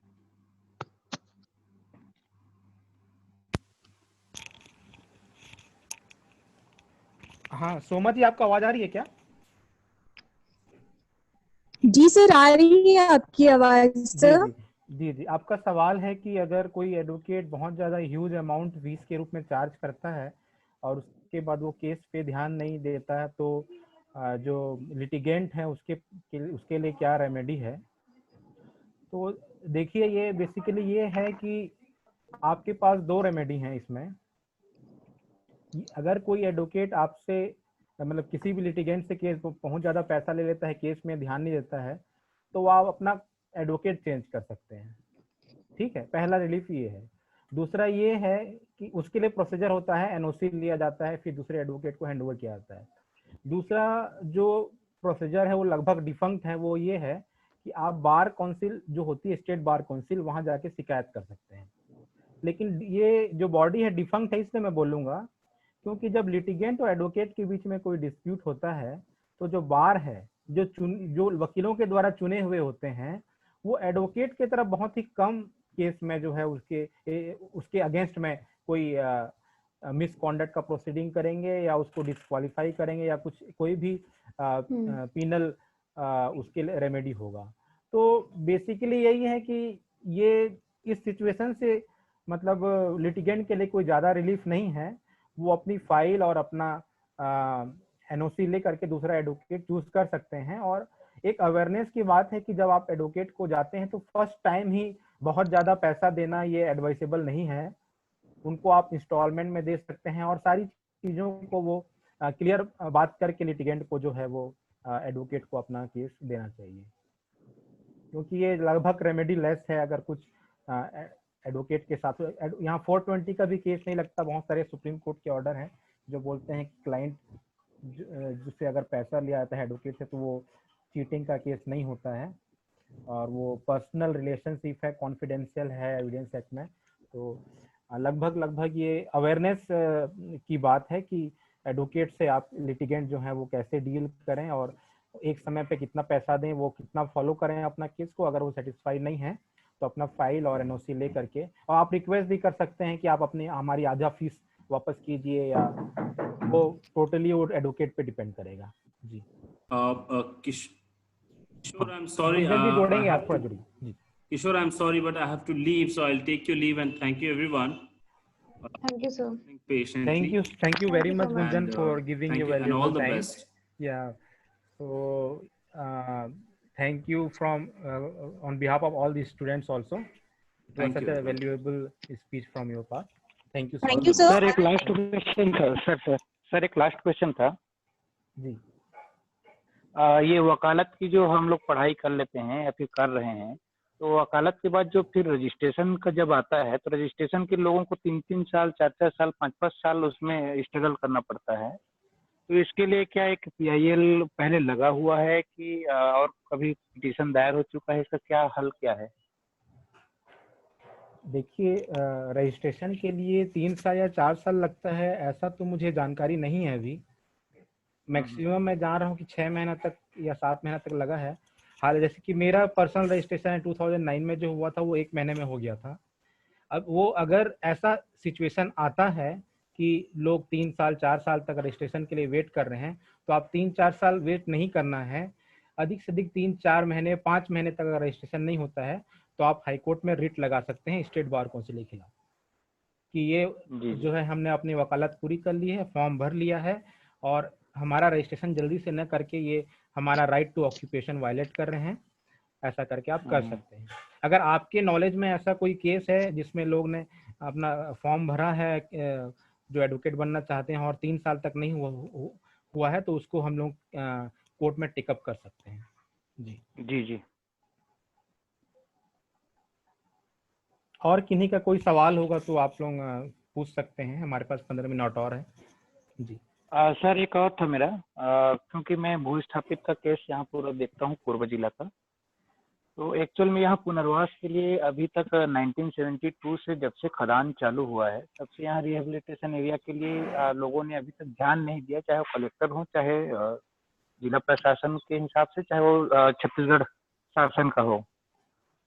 तो अभी के डेट में क्या है, ये लोग जैसे 2004 में अधिग्रहण किए थे और 2020 में भी अभी तक उनका भौतिक कब्जा नहीं हो पाया है और अभी उन्होंने रिहेबिलिटेशन एरिया का वो डिक्लेरेशन किया है कि इतने लोगों को हम देंगे, जबकि उस समय 2004 में जो बालिग थे उसके हिसाब से आज 2020 में दे रहे हैं रिहेबिलिटेशन एरिया, तो उसमें एक एक परिवार में 2-2, 3-3 लोग और वयस्क बढ़ चुके हैं जिनका खुद का परिवार अभी स्टेबल है या फिर अब वो स्ट्रगल के उसमें आ गए हैं। इसमें क्या PIL लग सकता है? जी बिल्कुल PIL लग सकता है। PIL लगाने की इसमें जरूरत नहीं है। अगर जो लैंड से जिनको विस्थापित किया गया है वो डायरेक्ट हाई कोर्ट में खुद ही आ सकते हैं, तो उसमें वो अगर वो सक्षम है हाई कोर्ट में आने के लिए तो उनके तरफ से रिट पिटीशन लग सकता है। देखिए, जो विस्थापन का कानून है वो मूलतः, जैसे आप लॉ स्टूडेंट, सारे लॉ स्टूडेंट हैं, तो इसलिए 2 मिनट बस बताना चाहूँगा कि क्योंकि हमारा जो छत्तीसगढ़ है बेसिकली विस्थापन से पीड़ित प्रदेश है। यहाँ पर माइंस बहुत ज़्यादा पाए जाते हैं, यहाँ पर इंडस्ट्री जो है बड़े बड़े हैं और लोगों से ज़मीन लेकर के वो अपना इंडस्ट्री स्टार्ट करते हैं और उनका प्रॉपर रिहेबिलिटेशन नहीं हो पाता। तो बेसिकली आपको लैंड एक्विजिशन एक्ट आना चाहिए। आपको जो हमारा जो रिहेबिलिटेशन पॉलिसी है 2007 और 2013 के बारे में जानकारी होनी चाहिए। आपको कोयला का मामला हो तो कोल बेयरिंग एक्ट के बारे में आपको जानना पड़ेगा। शेड्यूल्ड एरिया का मामला है तो आपको पेशा एक्ट की जानकारी होनी चाहिए। 170B लैंड रेवेन्यू कोड की जानकारी होनी चाहिए। ये एक पूरा कॉम्प्लेक्स सिस्टम है इसको मतलब, और ये एक बहुत बड़ा लिटिगेशन का फील्ड है जहाँ पर कोल माइनिंग के लिए, बॉक्साइट माइनिंग के लिए और बहुत सारे चीज़ों के लिए, ये आयरन ओर के लिए जो है लोगों का ज़मीन ले आता है या बांध बनाने के लिए ले आता है और लोग डिस्प्लेस होते हैं और उनका प्रॉपर रिहेबिलिटेशन जो है नहीं हो पाता। ये छत्तीसगढ़ में बहुत ही बड़ा एक फील्ड है। तो आप लॉ स्टूडेंट को मैं रिक्वेस्ट करना चाहूंगा कि आप इन चारों पांचों कानून को अच्छे से अपने मतलब एकदम फिंगर टिप्स में आपको पता हो, ऐसा आप जानकारी रखेंगे तो भविष्य में आप बहुत सारे लिटिगेशन इस फील्ड में कर सकते हैं। और जो गरीब लोग हैं, जो स्थापित लोग हैं, उनका आप एक रीजनेबल फीस लें, चाहे आप प्रो बोनो करें, एक जिससे कि लोगों पे अधिक बोझ ना हो, आप उसको कर सकते हैं जी। लेकिन सर इसमें ये दिक्कत ये है कि मान लो छत्तीसगढ़ है, जब मध्य प्रदेश था तो उनकी अपनी पुनर्वास नीति थी, और उसके बाद जैसे ही छत्तीसगढ़ अलग हुआ है तो जब छत्तीसगढ़ का अलग से अब पुनर्वास नीति बन चुका है तो यहाँ पे इनको CIL की जो इन्होंने अपने अलग से पॉलिसी यहाँ पे लोगों को थोप दिया है, तो इसमें क्या करें? ये दीपक ऑलरेडी ये हमारे बहुत बड़ा पास टॉपिक है अपने आप पॉलिसी में, उसके लिए एक सेपरेट वेबिनार लगेगा जो लैंड डिस्प्लेसमेंट का जो मुद्दा है। और या आप मुझे पर्सनली फोन में बात करेंगे तो मैं आपको बहुत सारी चीजें बता सकता हूँ इसके बारे में। और आप सर हाँ, एक छोटा सा क्वेश्चन है पैरोल के बारे में, उनको जानना है कि पैरोल क्या होता है। जी जी, तो वो बता दीजिए, उसके बाद हाँ, हम एंड करते हैं ये सेशन। जी जी, ये किनका सवाल है? ये एक्चुअली नाम नहीं है, बट ये सौरभ पांडे जी का सवाल है। जी जी, अच्छा हाँ सौरभ जी, आपका जो सवाल है कि पैरोल क्या होता है, आप सुन सक रहे हैं क्या? हेलो हेलो, हाँ, आप सुन सक रहे हैं सौरभ जी? हाँ जी सर बताइए। जी जी जी, हाँ ठीक है, बहुत ही अच्छा सवाल है।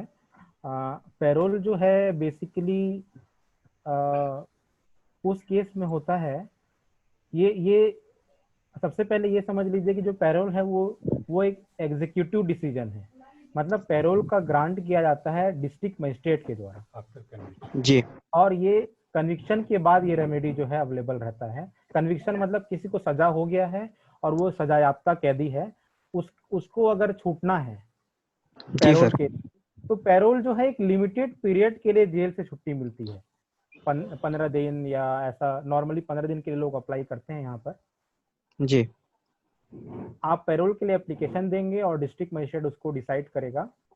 और उसके पहले जो है वो SP को इन्फॉर्म करेगा। SP जो है आपका जो रेसिडेंस है, जो सजायाफ्ता कैदी है, उसका रेसिडेंस के उसके विसिनिटी में जाएंगे और लोगों का स्टेटमेंट लेंगे कि अगर ये कैदी छूटता है, आपके यहाँ 15 दिन रहता है आपके मोहल्ले में, तो आपको कोई आपत्ति है या नहीं है। इस तरह का ये फॉर्मल प्रक्रिया के बाद वो पैरोल पे लोगों को छोड़ा जाता है 15 दिन के लिए, जैसे किसी को शादी अटेंड करना है ऐसा। तो छत्तीसगढ़ हाईकोर्ट रूल्स के हिसाब से आई थिंक 1 साल में एक पैरोल का जो है वो राइट है लोगों का।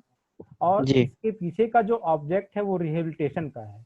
रिहेबिलिटेशन का ऑब्जेक्ट ये है कि अगर किसी को लगातार जेल में रखा जाए बहुत समय तक, तो उसके रिहेबिलिटेशन के चांस जो हैं वो उसका मेंटल कंडीशन वगैरह उतना फिट नहीं रह पाता, और उनको अगर 15 दिन का ब्रेक 1 साल में देते हैं तो वो अच्छे से रिफॉर्म कर सकते हैं। उनका जो देखिए, जो जेल का जो है वो हम लोग का ट्विन कंसेप्ट चलता है, और बेसिकली जो प्रीडोमिनेंट कंसेप्ट है वो रिफॉर्मेशन का है। मतलब आप जेल में किसी को बदला लेने के लिए नहीं डालते, बल्कि उसके अंदर जो क्रिमिनल टेंडेंसी आ गई है उसको रिफॉर्म करने के लिए डालते हैं। और साथ में दूसरा ये है कि उसको सेपरेट किया जाता है सोसाइटी से, कि वो अपना क्राइम फिर से रिपीट ना करे। तो रिफॉर्मेशन का एक ऑब्जेक्ट के तहत पैरोल दिया जाता है। जी थैंक यू। और हेलो गुड आफ्टरनून सर। से भी सवाल पूछ सकते हैं जी। Good afternoon sir. जी गुड आफ्टरनून जी सर एक्चुअली मैंने एक केस लगाया हाई कोर्ट में अगेंस्ट द CGPSC। सर उसमें CGPSC के जो रूल्स हैं उसके अगेंस्ट मैंने ये लगाया कि जनरल कैटेगरी वालों के लिए जो रिजर्वेशन है वो उसका उन्होंने गलत तरीके से इम्प्लीमेंट कर रहे थे। हर एग्जाम में लगभग जो सीटें हैं वो कम हो जा रही है, उनका परसेंटेज कैलकुलेशन रॉन्ग है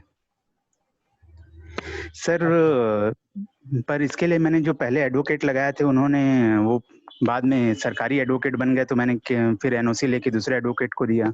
उसके बाद फिर उनको देने के बाद वो भी एक हियरिंग हो पाई है पिछले 1 साल में, पर उसमें भी फिर अगली ही डेट दी जाएगी यही बोला गया है, और कुछ डेट फाइनल नहीं हो पाती है सर। ये केस मैं जरूर सर उसमें पहला बेनिफिशियरी हो सकता हूँ, बट ये सारे जनरल कैटेगरी के लिए मैंने लगाया था, क्योंकि गलत कैलकुलेशन था परसेंटेज वाइज, चाहे वो कोई सा भी एग्जाम हो CGPSC का। मतलब आप जो 10% वीकर सेक्शन का कैटेगरी है उसके बारे में बोल रहे हैं क्या? नहीं सर, एक्चुअली क्या है, इसमें एक हैंडीकैप्ड कैटेगरी है सर। हैंडीकैप्ड अच्छा, तो वो कैटेगरी जनरल में कैटेगरी नहीं है, वो हॉरिजॉन्टल नहीं डिसेबल सर, कैटेगरी। हाँ हॉरिजॉन्टल रिजर्वेशन सर। उसमें मैंने इंदिरा साहनी का केस स्टडी किया है सर, और सुप्रीम कोर्ट के पहले गाइडलाइंस भी स्टडी किए हैं। हाँ, जिसके बेस पे एक स्टे ऑर्डर जरूर मिला है सर एक हियरिंग पे मेरे को, सबसे फर्स्ट हियरिंग पे। उसमें ये है सर कि जो हैंडीकैप्ड कैटेगरी का कैंडिडेट होगा उसको उसी कैटेगरी में एडजस्ट करना होगा जिस कैटेगरी का वो मूलभूत है, अगर उसने रिजर्वेशन का बेनिफिट लिया है, हैंडीकैप्ड बेनिफिट। बट CGPSC सारे हैंडीकैप्ड कैंडिडेट्स को जनरल कैटेगरी में एडजस्ट करती है। जी तो ये बहुत अच्छा सवाल है, तो मैं आंसर दूं क्या? जी सर। देखिए, जो बाकी लोगों के लिए भी आप जैसे आप खुद ही स्टडी की हैं, बता रहे हैं कि जो डिसेबिलिटी है वो हम लोग का 2015 का एक्ट है, स्पेशल एक्ट है, पर्सन विद डिसेबिलिटी एक्ट 2015 है। उसमें बहुत सारे डिसेबिलिटी के कैटेगरीज दिखाए गए हैं, विजुअली इम्पेयर्ड, जो सुन नहीं सकते, और ऐसे मेरे ख्याल से बहुत सारे लिस्ट बना हुआ है। ये सर 4 कैटेगरी हैं विजुअली, अभी 4 से भी और उसमें बढ़ चुका है, 4 से ज्यादा भी हो गया है। सर उसको ब्रॉडली, हाँ पहले 3 थे सर, उसको ब्रॉडली 4 में कन्वर्ट कर दिया, 4 में सबको एडजस्ट कर दिया उन्होंने, और हर साल उसी में डिवाइड करते हैं वो। हाँ, ये इनको जो है 6% का आई थिंक रिजर्वेशन है। नहीं, पहले 4% था सर, अभी 7% कर दिया स्टेट गवर्नमेंट ने। जी जी जी। तो बात ये है कि हाईकोर्ट में आप केस लगाए हैं और उसमें एक सुनवाई हो गया है और बाकी सुनवाई नहीं हो पाना, ये बेसिकली ये जनरल प्रॉब्लम है हाईकोर्ट का। Yes sir. जनरल प्रॉब्लम है, मतलब बहुत सारे जो सर्विस के केसेस हैं उसमें अभी सुनवाई नहीं हो रही है। अभी हाईकोर्ट अपना आई थिंक 30 से 40% स्ट्रेंथ में मतलब केस कर रहा है। मान लो पहले 60 केस करते थे, अभी वो 20 केस कर रहे हैं, और अधिकतर उन मामलों के केसेस ले रहे हैं जहां पर लोग जेल में हैं। तो हो सकता है बाद में आपका सुनवाई हो सके। सर एक्चुअली हाई कोर्ट में शायद मेरा एडवोकेट या सिर्फ मैं भी प्रेजेंट था, ये एक्सप्लेन नहीं कर पा रहा हूँ सर कि ये सिर्फ मैं अकेला बेनिफिशियरी नहीं हूँ सर। इसके लिए जितने के एग्जाम हुए हैं पिछले 10 साल में, हर बार 1-2 सीट करके हर एग्जाम में, चाहे वो सिविल जज का एग्जाम हो चाहे सिविल सर्विसेज का एग्जाम हो, सब में कट रही है। मैंने बहुत सारे कैंडिडेट अफेक्ट हो रहे हैं सर इससे। जी मास प्रॉब्लम है सर। हाँ, ये है, हम लोग डिसेबिलिटी के बहुत सारे केस किए हैं और ये जानते हैं कि अधिकतर एग्जाम्स में जो है डिसेबिलिटी का जो रूल है, जो रिजर्वेशन का रूल है, उसको फॉलो नहीं किया जाता अधिकतर सर।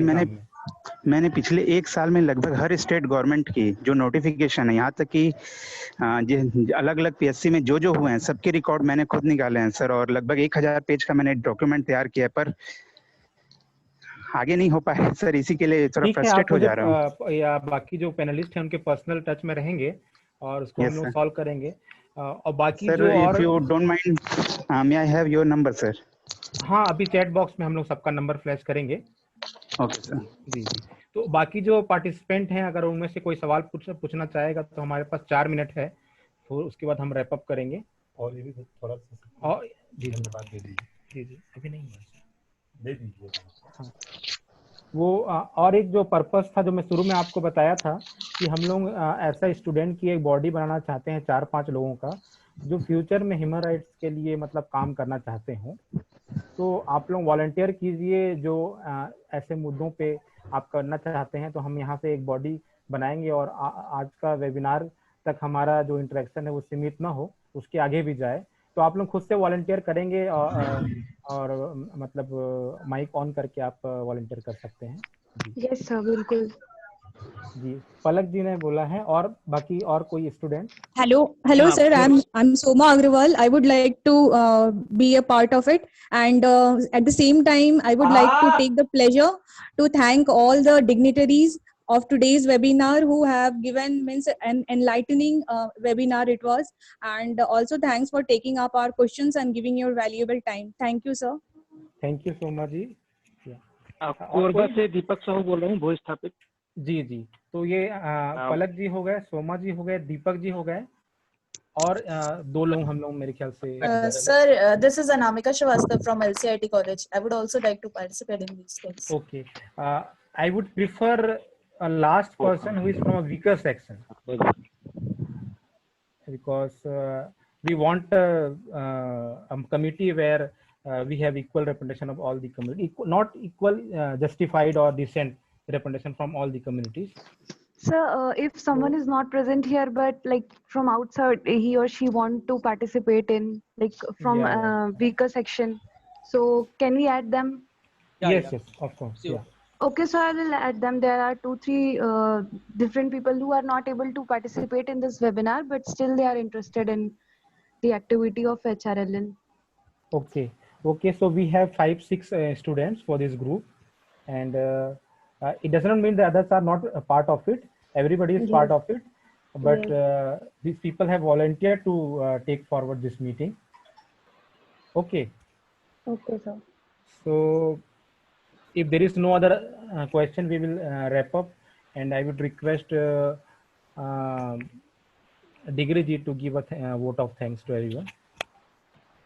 आप सभी लोगों को बहुत बहुत शुक्रिया इस बात के लिए कि आप लोगों ने इस वेबिनार में सहभागी के रूप में शामिल हुए, और इस कार्यक्रम का हमने एक सर्टिफिकेट का भी हम देने का सोच रहे हैं। इसलिए मैंने शुरू में लिखा था कि सब पार्टिसिपेंट जो हैं प्लीज़ अपना नाम और साथ में कॉन्टेक्ट नंबर अगर शेयर कर सकें तो सुविधा होगी। दूसरा चीज़ जो कि ये कि जैसा कि किशोर जी ने कहा कि अभी ये सिर्फ वेबिनार तक सीमित नहीं है। ह्यूमन राइट्स जो मानव अधिकार का जो सवाल है समाज में, वो पहले भी था और आगे भी रहेगा, और समाज को बेहतर बनाना है तो जो ह्यूमन राइट्स है, जो मानवाधिकार के सवाल हैं, उसको बराबर उठाते रहना पड़ेगा, उसके समाधान तक उन चीज़ों के। तो बहुत बहुत शुक्रिया आप लोगों का, आपने इस वेबिनार में शामिल हुए, और आप सभी को पुनः धन्यवाद। जोहार।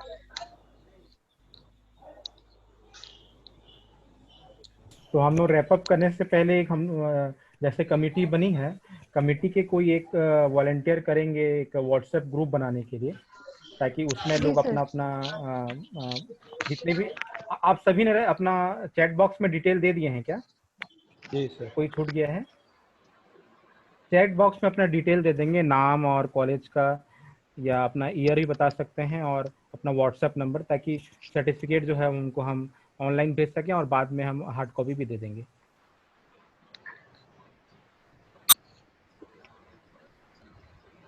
तो और किसी को अगर कुछ नहीं बोलना है तो हम लोग फिर रैप अप करेंगे प्रोग्राम।